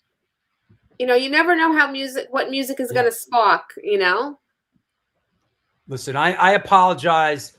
Listen, I apologize to everybody out there. You know, perhaps I'm selling you too short. I'm assuming that, you know, you're knuckle dragging and basically the extent of your Well, they are knuckle dragging, but they also listen to different types of music and different types of things. Yes. All right, listen. Perhaps I've judged you too harshly. Yeah. I know. Hey, that's the great thing about this. The great thing about this show and about the audience is that, you know, it's very eclectic, and we all have a broad spectrum of music that we love. We are music lovers. Yes. That's right. All right. Very good. Eddie's. I'll talk to you soon. And we're back. New York Hardcore Chronicles Live. Let's bring our guest, Mike Davenport of the Ataris, back on. Here we go. Hey, man. Hi. Yeah, man. I survived Oasis. Yeah, that's crazy, man. How much do those tickets cost? The ones I had were $240. Oh, that's not bad. That's not bad. But you know, it was I was on the general admission floor, you know, and I just didn't think it through. You know, I mean, I would have much rather have had a seat and watched the whole sort of melee rather than be right in it. Yeah, you know, the general admission floor is usually the more expensive seats these days. My kid, I have a 14-year-old who is obsessed with punk rock. I looked at your Instagram and I saw some of your adventures with your kid. Yeah. Tell us about what music. So his whole thing is Pierce the Veil, right? Pierce the Veil. Those floor tickets for that. Luckily, I know those guys a little bit, so they usually throw me on a show, and we go on the general admission. But he always looks up how much they cost and stuff. They're going for like $1,000 each. Is that right? Yes, those Pierce the Veil floor tickets. It is crazy. And where's that show? Well, they just sold out Madison Square Garden. And they did 3 nights at the Forum in LA, sold out all 3 nights. And it's like, and they don't have any radio songs. This is all the kids. It's TikTok, really. These kids are catching it's another world. Yeah, it's another world. Yeah. I mean, that's why you know, my kid lives near you now, out in Hollywood. He's making a run at it. But once he sort of like, you know, he went on his way, I'm sort of like without a, you know, compass as far as, you know, he'd be like, I'm like, what are you listening to? And he'd be like this. And I'd be like, what's this? Yeah. And you know, it was really cool. It's really cool. It's really inspired both my singer Chris and myself, because we bring Miles in, and he brings us this passion that we had when we were that age. And you know that you had that from your kid. It's so refreshing. And he's like, you know, and his music taste is all the way across the board. It's not just punk rock, but there's things like Leve and things like that he brings to us that we're like, wow, that's pretty cool. And where did you find out about this? And it's all these kids are discovering music just like we did, right? Well, it's certainly interesting that in a lot of ways the community, the culture has changed somewhat, because we've often talked about how when we were young, you know, albums and album art and and you were closely identified with what kind of music you were into and that. But it's I think the topography has changed, Right. but it's you know, TikTok and Instagram and bands can sell out Madison Square Garden without even being signed to a record label. You know? It's wild. That's Wild. crazy. Yeah, that would never happen when we were kids. Ever. Yeah. Yeah, well, there was. I mean, fortunately, I mean, you guys hitched your wagon to sort of Fat Mike and Fat Records, and that led to, you know, Kung Fu Records, and so fortunately for you guys, you sort of, you know, ascended this ladder, this infrastructure that existed at the time. That's right. I don't know. Right. I don't know if that. I mean, certainly. I mean, the infrastructure has changed, but right. Yeah. You're a business guy. What's your take on that? Well, you can't get in the van like we did. You know what I mean? It's not the same. You can't take Maximum Rock and Roll and go, we're going to go play, you know, in Columbus, Ohio, and do 12 shows in Pennsylvania in a van and sleep in the van and do what we were doing. Kids really don't do that anymore. There's a little bit of it, but not like when we were kids. It's a different landscape. And like you said, bands blow up on one song that you've never heard of, and then people are trying to exploit them, that kind of a thing. But Pierce the Veil is a good example of a band that's been around a long time. These guys aren't young. They're in their mid 40s. My Chemical Romance is another one. I mean, they're selling out football stadiums, and it's been a slow, steady. You know, these kids. I saw Cage the Elephant open for Oasis the other night. Wow. Yeah. Well, it's like, you know, My Chemical Romance had Billy Corgan on stage in Chicago with them, you know, and they had, my kid went to the first show of the tour, and which was Seattle, and he went up there, and the opening band was the Violent Femmes. Wow. So. Yeah. That makes sense. So let's. How did the hand play out initially on your first go round with the Ataris? I know that So Long Astoria was a monster. Was there pressure, stress to sort of follow up? I know you guys did Live at the Metro. That was a live record, right? And you had that track on the Spider-Man on the Spider-Man film. You left the band soon after. How did that hand play out?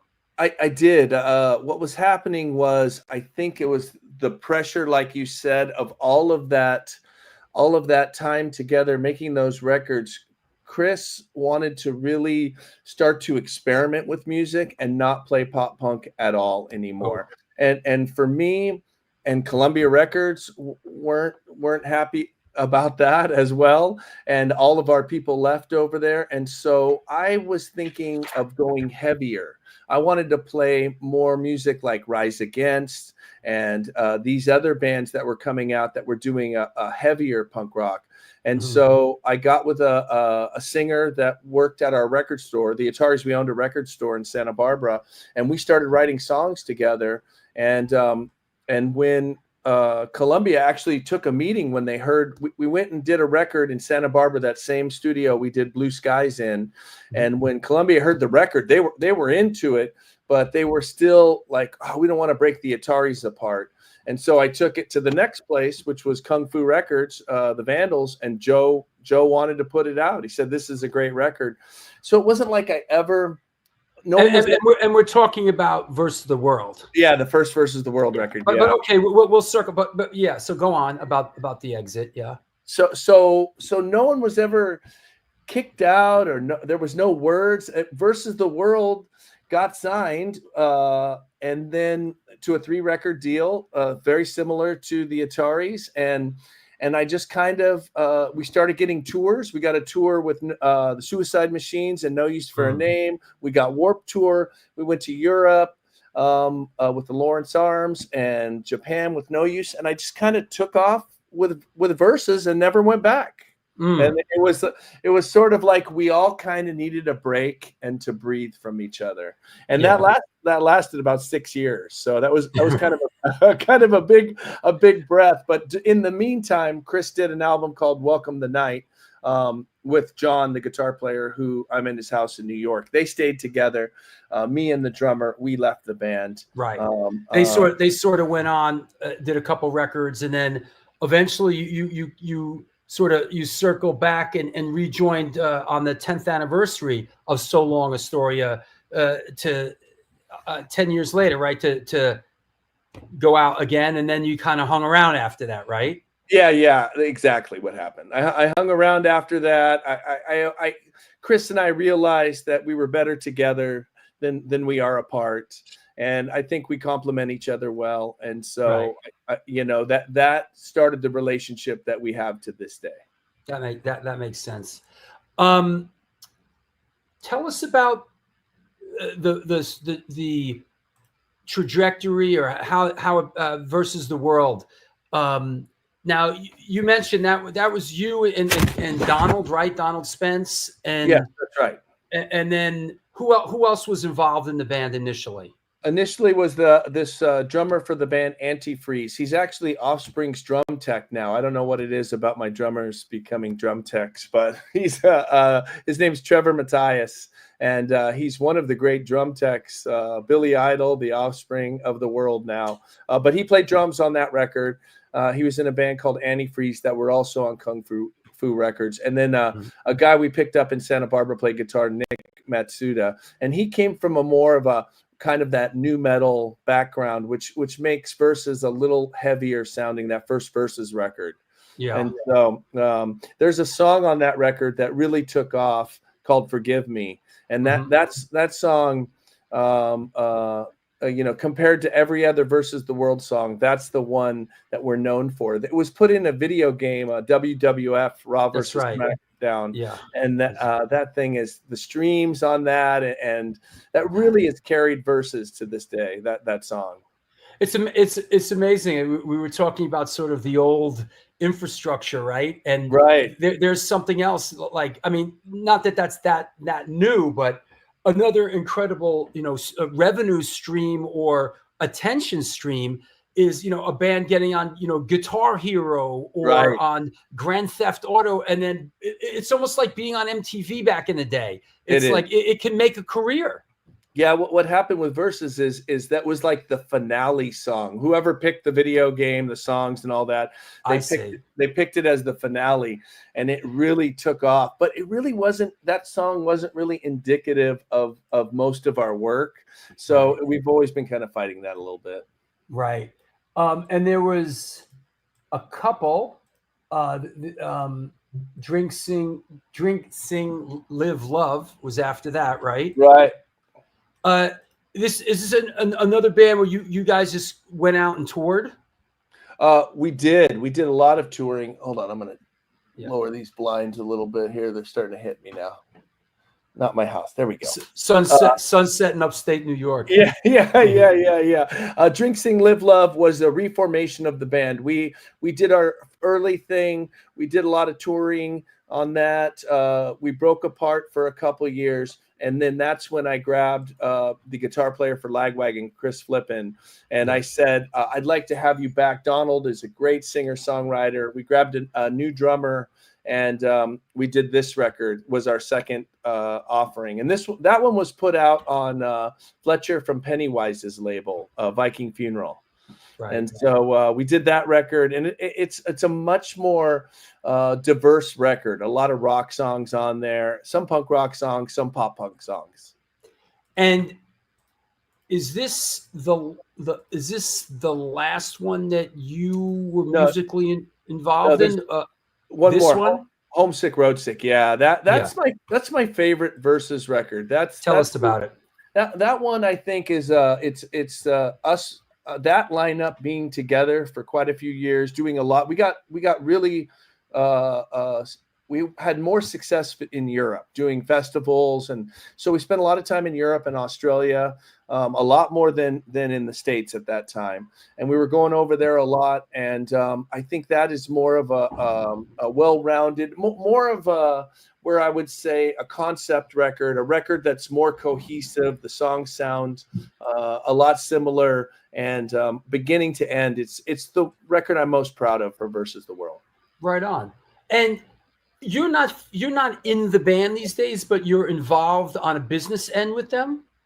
No, I mean, they make their own decisions on what they're going to do, when they're going to tour, that kind of a thing. But I do own the first 3 records. I see. And so I do get, it's beneficial to me. I am the founding member of the band. So it's beneficial to me when Versus does well. So I really try to support them any way I can, help them get shows, that kind of a thing.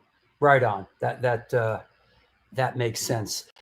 I know that we kind of talked beforehand about, is there anything you don't want to talk about? And, it was interesting that, I know you got jammed up for a couple of years. You did some time. You did a Fed bid for a couple of years. I would assume that must have really given you some time to think about who you are, where you're at, and what you love and what you don't love in this life. You want to give us sort of your take on what happened?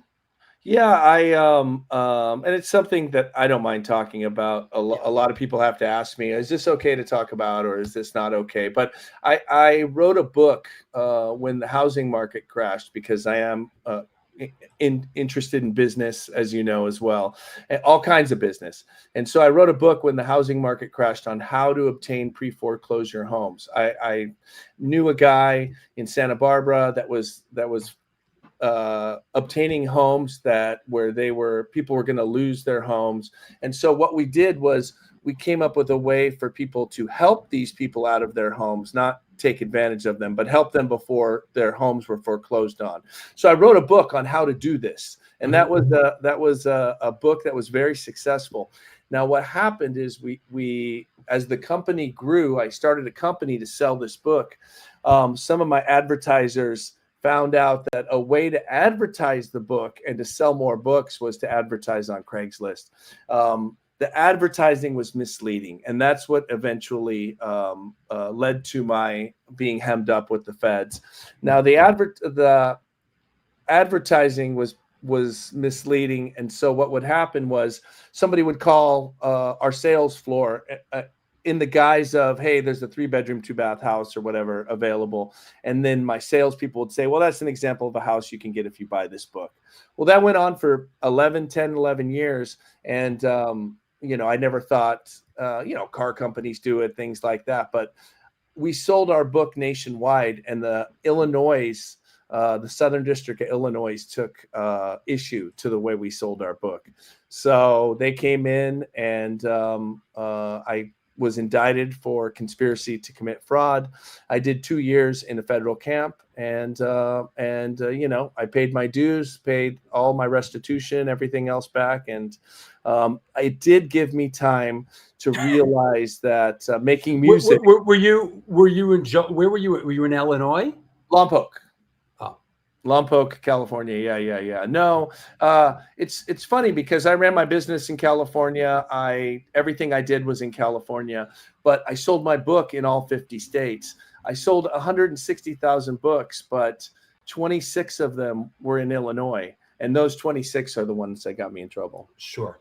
There's always one state, right? But you know what? One thing I do tell people is that I do know what I was doing was gray area, right? It wasn't on the up and up. If I had sold my book from the beginning, the way I'd started selling my book, but I got greedy. I realized I could sell more books by having this deceptive advertising. And what going away does help you do is realize what's important in life. And what's That's right. important to me is making people happy, playing music. When I'm on stage, I look out there, I know I'm making people happy. And so I refocused myself on my music career, and not just because making money is intoxicating. And Sure is. and you can get lost and led astray. And I had a lot of employees, 110 employees, 3 offices. And another thing that happened is that I started getting dependent on these people. Well, I can't walk away from this because how are these people? But in the end, none of those people were there for me.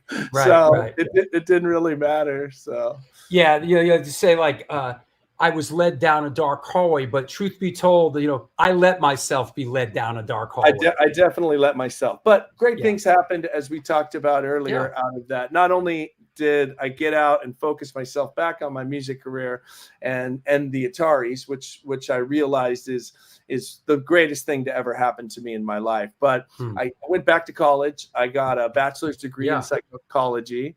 I got accepted to law school. I was going to flip the whole thing and go to law school and get my law degree. But the band started to pick up so big, I couldn't do both. So, that makes sense. Didn't you?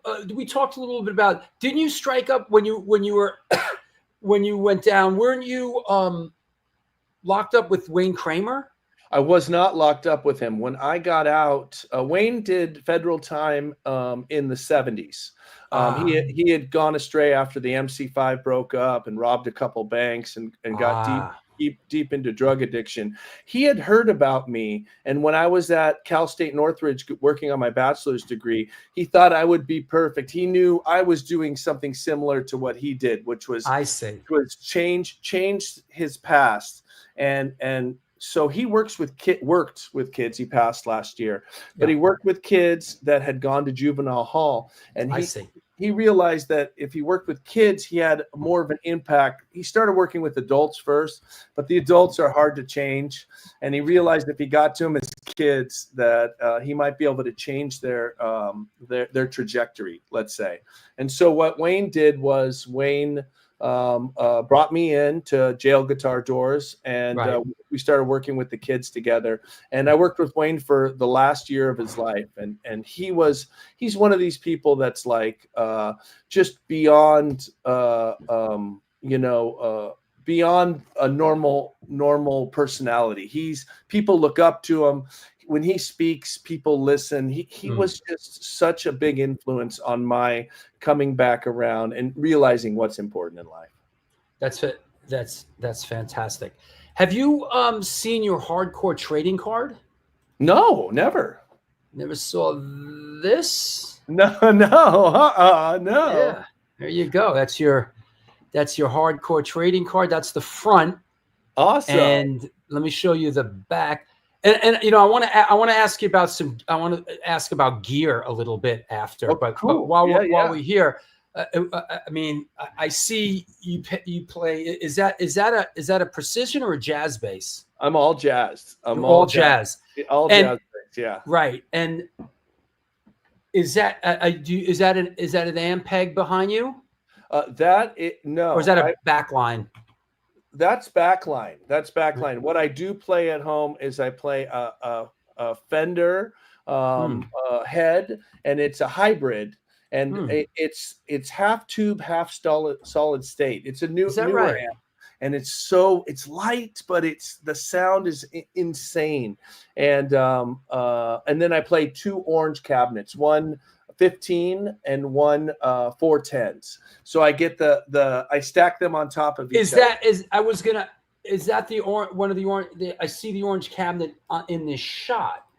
Actually, you know what? Here's another shot that's not on the card, but I believe this is the same show. Let's see. Where I could really see your setup behind you. That is not. This is backline. So okay. We do ask for, so they got me an Ampeg 810s here, but that is my head up there on top of that up there. But the orange is, we do ask my guitar players also, if we can have our way, we all like to have orange cabs, but that doesn't happen a lot, especially for the bass player. Sure. Let me show you the back of the card while we are here. Here's the back.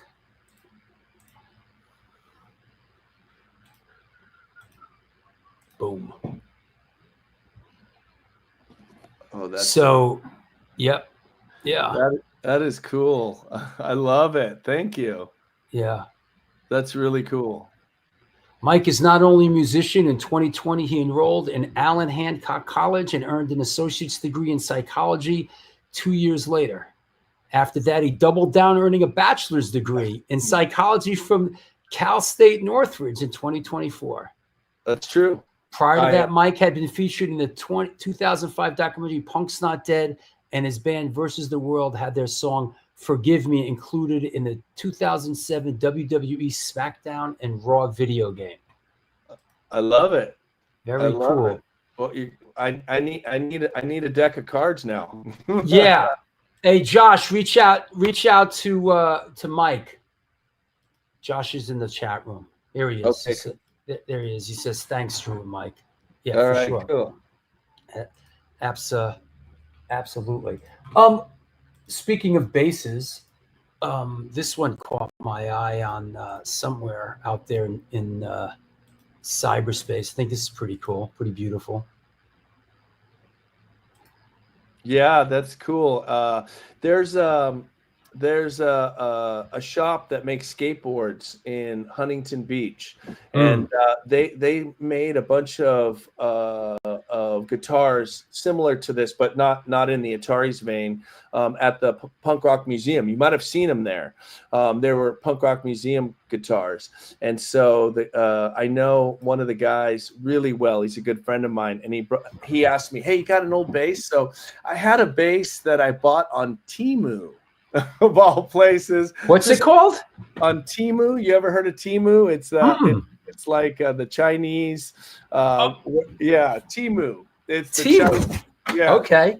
And so I bought it, and it came, and it was pretty good bass. And I was thinking about giving it away to charity or doing something like that. My friend asked me, "You got an old bass?" So I gave it to him, and then he brought this back to me. We played with Sublime in Las Vegas, and that's a picture of it. And the back is cool. It's all Ataris flyers. We don't have a picture of the back, but the back. Cool. Yeah, that's more of a something a spectacle. It's not something I would play on stage. Yeah, that makes sense. And you mentioned the Punk Rock Museum. I saw that you just hosted a tour there, right? I do. It's the second time. I've done it twice. And as we spoke earlier, I've known Fat Mike for years.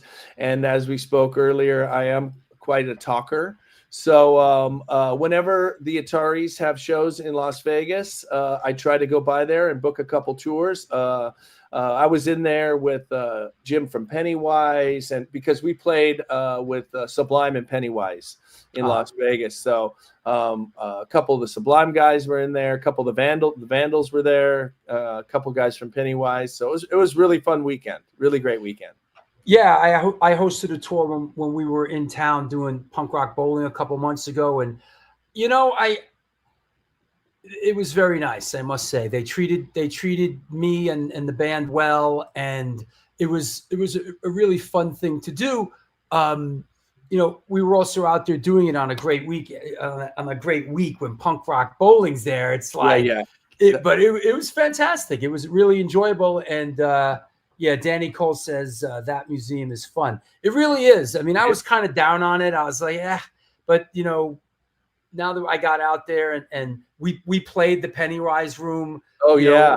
Like the morning before we played, with 7 Seconds and Negative Approach before that. And it was great. They were great.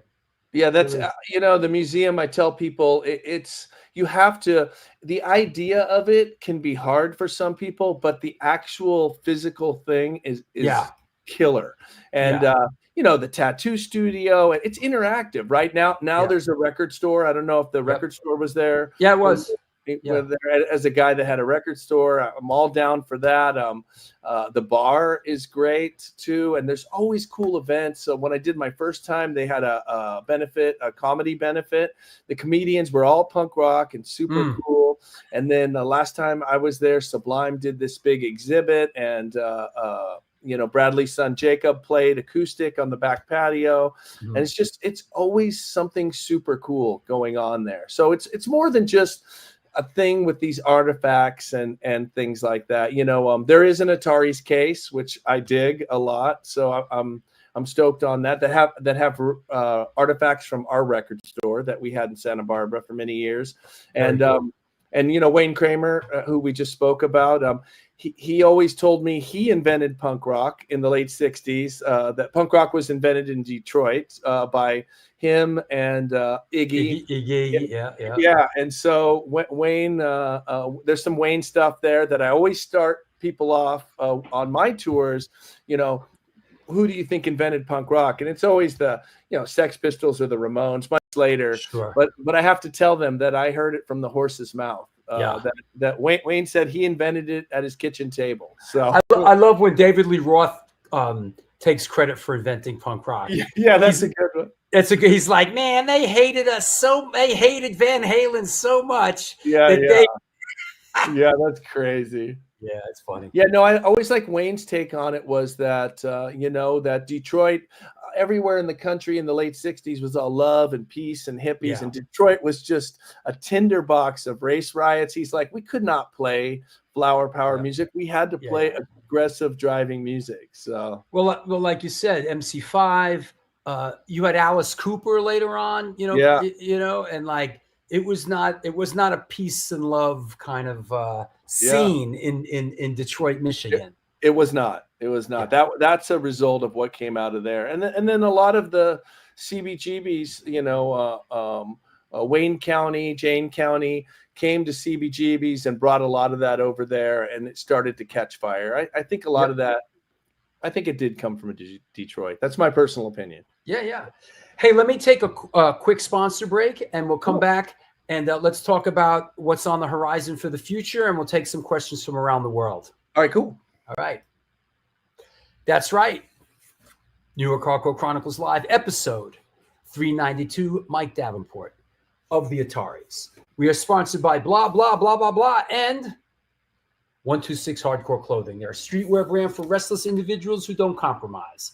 They're about being positive, spontaneous, and true to yourself. For years, they experimented with several printing methods and materials and collaborated with a large number of designers and illustrators, always giving room for fresh perspectives while retaining the hardcore attitude. Get in touch with them and ramp up your game at www.126clothing.com. Speaking of clothing, Mad Vintage buys, sells, and collects band shirts, primarily hardcore. The DIY operation was started and is operated by a hardcore kid who just loves collecting and eventually got into vintage clothing, specifically the realm of vintage band shirts. They're always looking to buy out collections to either keep, sell, or trade new shirts added daily at www.madvintage.com and posted on Instagram. Dig deep into that closet of Chazarai and reach out to them. Help me help you, Mad Vintage. Last but not least, She Devil's Coffin. I'm just getting up to speed on this one. Formerly Candle Witch Co., now known as She Devil's Coven. She Devil's Coven is a female-owned entrepreneur business based out of Connecticut. Owner Rachel King Key's handcraft soil wax candles set with intentions for your sanctuaries. She has accomplished a life goal dream since beauty school, debuting her artist showcase Hotties and Hellions that feature live bands, burlesque, sideshow acts, vendors, food trucks, and this year, a live auction with proceeds going to the mental health program Punk Rock Saves Lives. Catch her in the tri-state area doing her thing, slinging candles at events, and keep an eye out for her show coming to New York in the spring of 2026. You can find her on Etsy and on Instagram at Candle Witch Co., which is soon going to change. But yeah, She Devil's Coven. That said, please post your questions for today's guest. Go deep. Get Weird. Also want to mention to please support the show on Patreon. Don't be a Hatreon, join Patreon. Want to shout out our latest patrons, Clockwork Mike and Momo the Old. Welcome aboard. Thank you for supporting us on Patreon. That is the way to do it. There's also a PayPal address there if you want to make a donation, and there is a super chat function. Also want to mention, please follow us on Instagram, the gram of Insta. Pick up your communication device, IG at Stone Films NYC, and please reach over, give the show a thumbs up, give the show a like right now. And if you are watching on YouTube, on a rerun, if you're not watching this live, please subscribe to the Stone Films NYC YouTube channel right there. Don't be shy, let it fly. So post your questions. Let's clear the deck. Question time. Run, post questions. You bums. That said, let me clear the deck and let me bring our guest back on, Mike Davenport. Hey, man. Hey. Hey. Let's see. Let me. This is who is going out there, and let's talk about what the future holds for this group right here. Okay, yeah, that's us. That's it. What are you looking at? What's coming up?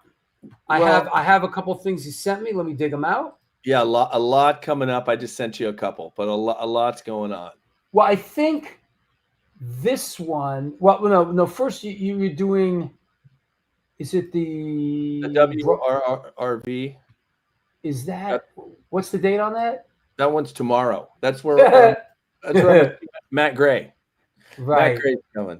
And it's up here in Newburgh, New York. It's about an hour away from where I'm at in Warwick. And it's at the Newburgh Brewery. We're playing live on the radio. That's what this is, correct? That is correct. Yeah. Yes. The WRRV sessions. And that's going to be tomorrow. We're going to play live for a half hour live on the air.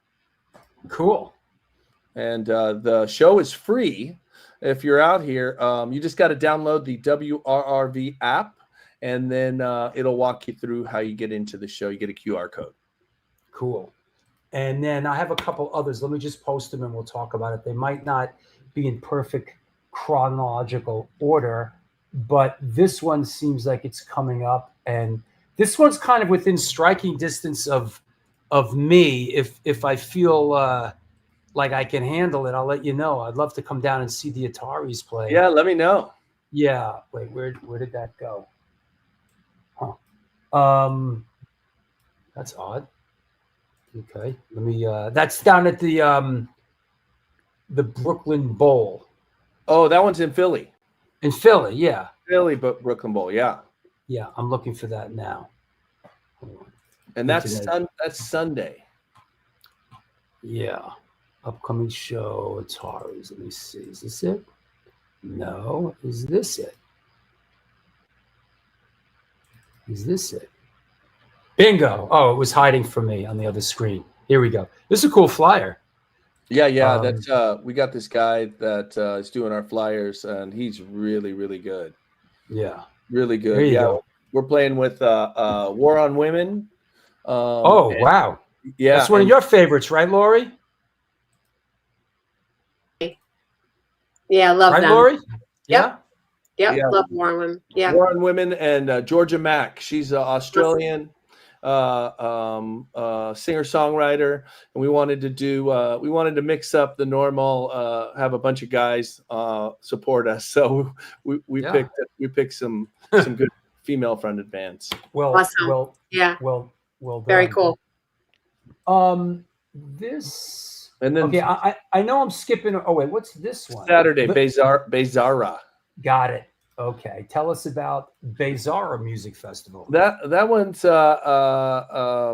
interesting because we're playing with like 90s bands, right? So Vertical Horizon and Better Than Ezra.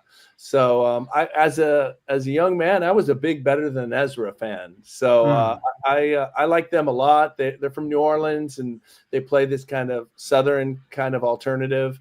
So it should be interesting out there. The cool thing is I've seen the shots of the beach there, and you can see New York City, right, from from where the stage is going to be. So it should be a good show. Keensburg, New Jersey. Yeah, it's right. You can right across from the city. I'm looking it up. Yeah, why don't I go see you there? Yeah, that's what I was thinking. Yeah. Oh, here it is. Oh, wow. It's not far at all. No, it's close. Huh. Look at that. No shit. It's Yeah. like right. Yeah. It's right near Old Bridge. Yeah. Yes, it is. It is. It's right. Oh, yeah. You got a show, right? Yeah, I got a show. That's what You got a it show. is. You got to go do your thing. You know that Yeah, thing. you're going to be out of state. Yeah. Yeah, it's I have a very, we're very busy. We're doing Ralph's Rock Diner on Saturdays. Right. Yeah, and I just caught that you're also going to be with Catching Hell. That's a great band. Okay. That's Michelle Morgan's band. Is that right? Yeah. So Perhaps I judged Worcester and Ralph's Rock Diner a little too harshly. listen, it's a great show. I like that your roller derby thing has Punk Rock Saves Lives. Those guys are incredible, and I try to put them on any headlining show that we have a chance to. They are amazing people, an amazing initiative, and we are so proud to be doing. We did a collaboration with them. We have a T-shirt out with them. Awesome. That raises funds for both of our initiatives. And so I can't say enough nice things about them. What they do is just really important work. Yeah, they're great. Yeah. We try to have them on as much as we possibly can, and everyone loves them. So of course, yeah. Cool. They do practical things and just a lot of mental health work, which is very much needed. And Sean McNally, I was just being a wise ass. I've heard nothing but good things about Ralph's Rock Diner. I mean that. I've heard really everyone says it's really fantastic. Here's another show that the Ataris are a part of. What can you say about this? Pretty crazy, right? I can tell you, my 14-year-old is really happy about seeing Green Day, and I mean, he's seen Green Day, but being backstage, really, because then he gets to go meet. But we're playing with the Beach Boys. I mean, how crazy is that, right? I like that the Beach Boys and the Sex Pistols are playing on the same day. Unfortunately, Steve Jones just he hurt himself. And that's it. I'm really bummed about that, but I'm excited to play with Jawbreaker. I'm going to be a fan for some of those sets, so I'm going to go out there and be a fan too. I mean, I'm looking at some interesting Sparks. I always wanted to see Sparks. Weird Al Yankovic. Yeah, Weird Al's got his own stage at Riot Is that Fest. right? Yeah. It's a lot of those bands, Sparks, that you see. The Puddles, the Puddles Pity Party. Have you ever seen him, the clown? Oh, you gotta check him out. He's great. He's like a clown that sings cover songs in like opera, but it sounds weird, but it works. It's so crazy. He's like a 7 foot tall clown. Yeah, check him out. Puddles Pity Party. This is a hell of an ordeal. I'm looking at the little ones to see the Lindas are playing. The Pogues. The Pogues are playing now without. Yeah, they are. Screeching Weasel. Yeah. Marky Ramone plays the Ramones. Yeah, that's actually pretty good. If you haven't seen that, it's actually pretty good. My buddy was playing bass for a while. Craig Satari from Sick of It All was playing bass for a while. Yeah, it's pretty good, man. I saw him in LA, and I was impressed. Here's another. You guys seem to you guys get on these things, huh? Yeah, yeah. Right now it's good. We have a song. Car Song is our first new single in 17 years. That is actually hit the alternative charts, creeped into the 40s or whatever. That kind of thing gets you on these bigger festivals. Yeah, so. Look at the. Where's Aftershocks in Sacramento? Yeah, this is awesome. Yeah, we're on the main stage, but we're really small there under the. I see it.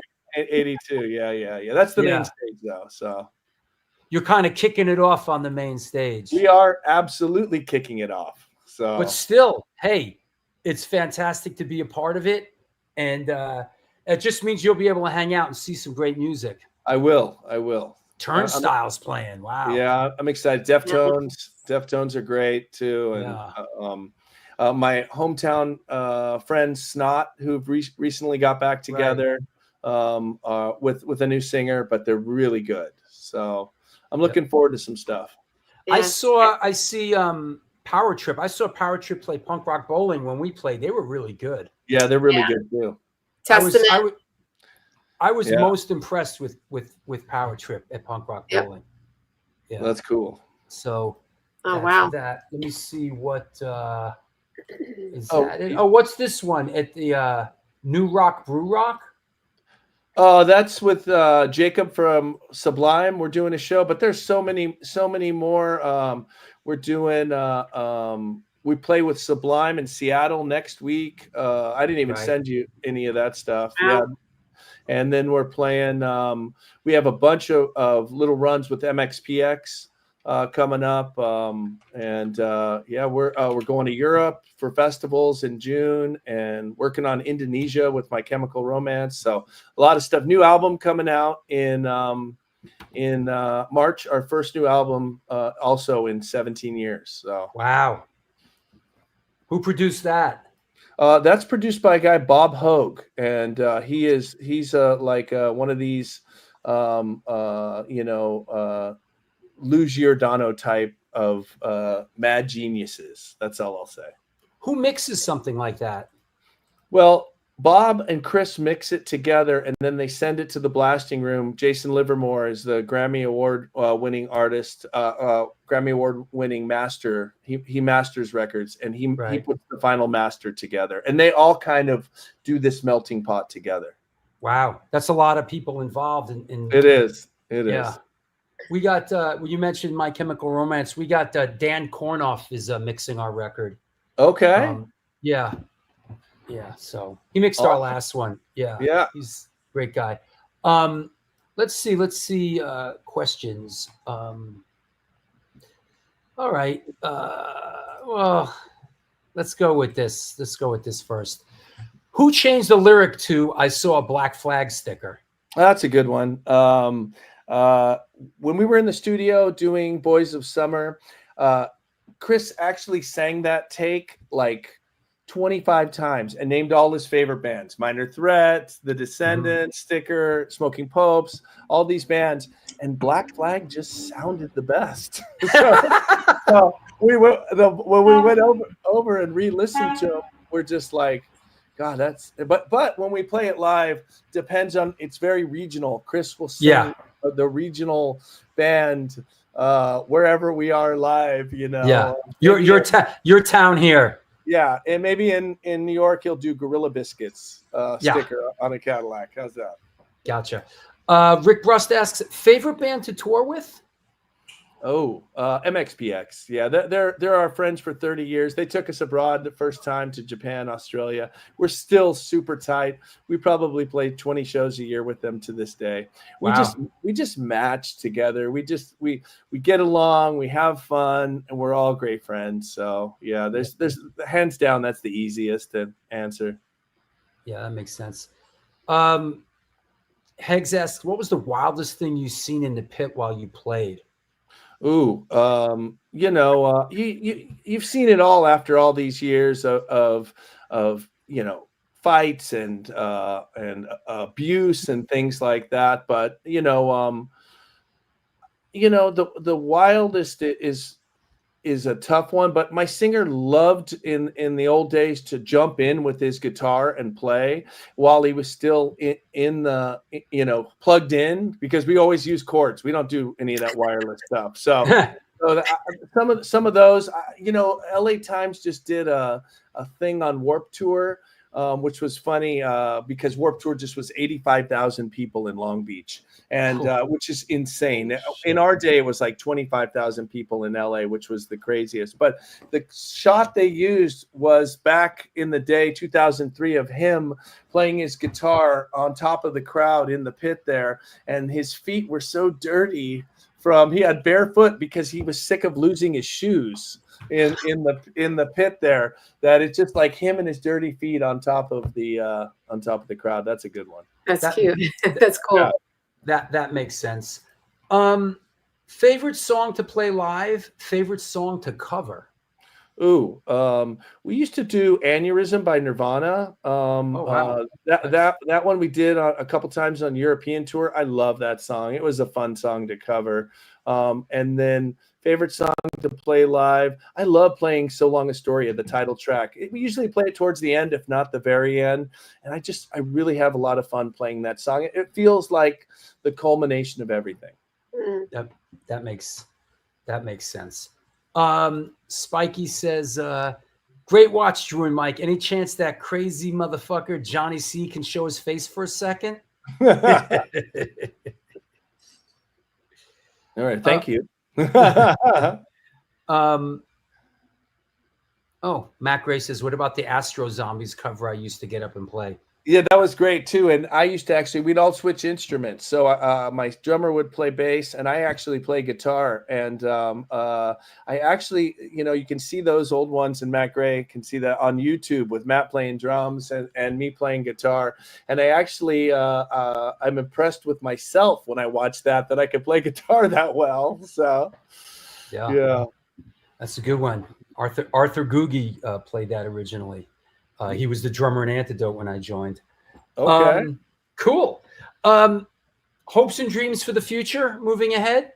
You know, I try to take it a little bit at a time. I tell my guitar player that, you accomplish little goals that become big goals, right? So, and that's how I've always taken it. I think that, I hope that the new record comes out and the rest of the world loves it as much as I do. Yeah, that makes sense. So, yeah. Well, thanks, Mike. It was really nice having you on and bouncing the ball back and forth with Lori. Nice to meet you guys. Very nice to meet you. Yeah. Is there anybody you want to thank? Is there anybody you want to shout out? My wife is always there for me, comes to almost all the shows and keeps me grounded, which I need because I can get a little ahead of myself. And she's amazing. And of course, my two teenagers do the same thing. If she's not there, I take them to the shows, and then my bandmates. So they've been there with me through the ups and downs of our life, and life is long as you've lived, as long as we've lived, and it's good that they're still my friends. That's awesome. Yeah. Thanks, Mike. All right. Let's keep in touch. I'll send you a text if I can make it down. Yeah, hit me up. Yeah. Will. Come see All more right. on women. All right, cool. All right, Yeah. take care. Bye-bye. All right. Well, there you go. Hey, did you enjoy that, bro? That was a good one. That was a good one. Yeah, I didn't know you were so. I mean, you know what? I didn't know that you were involved with them. I guess I didn't. Yeah, a year and a half, and they took me, like I said, U.S., Canada, Australia, New Zealand, Ireland, Europe. It was cool, and we kept it PG, which was pretty cool. It's like me and. It's like, as we say, they put you on back in the day. Yeah. It's like Biohazard put me on back in the day. Sure, yeah. It's like they put you on back in the day. My drum tech career that I have going on now as well. So. Yeah. What's up with you? What's up with the starting line? Just got home yesterday from tour. Oh, that's right. You were just out there. Yep. Yeah. That's why I'm tired as all hell. I'm not used to. Who told me they just saw you? Oh, Larry Kelly. Larry Kelly, right? Larry Kelly came to one of the shows. I was bummed he got there so late. And I was getting ready to go on stage, and I'm like, Larry, I love you. I'm like, I got to go to work. Yeah. But it was great to see him, and he stayed for the whole show. And the starting line plays a long set, let me tell you. So, you know. Yeah, how long do they play? Hour and a half. Well, the headlining band, you know, you're getting paid headlining money. You got to play the headline, you know. Songs, yeah, they do. And it's 24, huh? But That's I love a great shirt. You got a great shirt on today. Oh, thank you. Yeah. Tell us about it. I don't know. Oh, yeah, this it's a reprint, not an original, Okay. but it's an Right. old school raglan, and no, I love my. Yeah, I was wondering if it was, you know. No, it's eBay. Yeah. So, Yeah. I saw Lori Dawn at Camp Pennsylvania, right? Yes. Yeah. Camp Pennsylvania. Love that there. Well, yeah. I think it's fantastic, and you think it's fantastic because you live right there. Yeah, it's the one thing that's close to me. Yeah, so of course you think you're not going to go. You know what? It's out in the middle of nowhere, but it is great. It's fantastic. It's the one thing that he doesn't have to travel 300 hours driving. Yeah, for, you know? I had fun this year though because we had our own hut and everything. We had a hut this year. Sure. So it kept us a little bit protected from the heat and everything. And we actually had this, we had a refrigerator there. So it was, yeah, it was nice. It was luxurious. You were good. Cool. That's cool. Yeah. All right. Well, thanks, Matt. Love you guys. Great. Keep in touch, man. I'll talk to you soon. Always. And we'll talk soon. So maybe I'll see it. Well, I'm going to Newburgh tomorrow, or Newburgh. I'm going to the show tomorrow. So that's only, you know, the other things out on the beach in Jersey, I'm traumatized after Oasis, man. Like, I'm like, I don't think, I don't even want to go out. I don't even want to like have any contact with human beings at all for like, basically we're playing Saturday. I'm going to like get in the car and like drive to the hotel room and then not leave the hotel room. And then when we go to the venue, like I told Larry Kelly, no one is to make eye contact with me or interact with me. And then that's good. That's very much like Dave Mustaine. I'm wearing a Megadeth shirt today. So that's very Dave Mustaine of you. Yeah. I'm just kidding, man. I'm looking forward to seeing everybody up in Worcester on Saturday. Matt, I'll talk to you soon. Take care, guys. All right. Take care. Yeah. There you go. Cool. Yeah. Yeah. So, all right. Well, good luck with the very fun event out in Long Island. I know. I can't wait. Yep. Cannot wait for this. Take lots of pictures. Yep. You know. Come on out. See a roller derby match. It's going to be fantastic. Can't wait to see those ladies. Good. I'll talk to you soon. Okay. Thank you. My pleasure. Bye-bye. All right. Which brings us to the culmination of yet another episode of the New York Hardcore Chronicles Live. This being episode 392. We will see you. Hopefully we'll see you up in Worcester on Saturday. There is no show the next day. We will be back here 1 week from today with Ramsey Jones from Rebelmatic. So thanks a lot, everybody. That was a fantastic show today. It really was. Until next time, hold on a second. Maybe there's a reason I'm still here. What's going on? Yeah, fun show. Thank you, Hegs. It absolutely was. Where is my show ending? Here it is.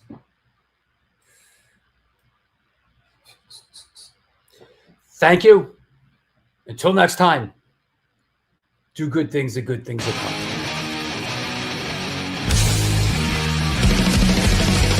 Conditioned by indoctrination, conditioned by society.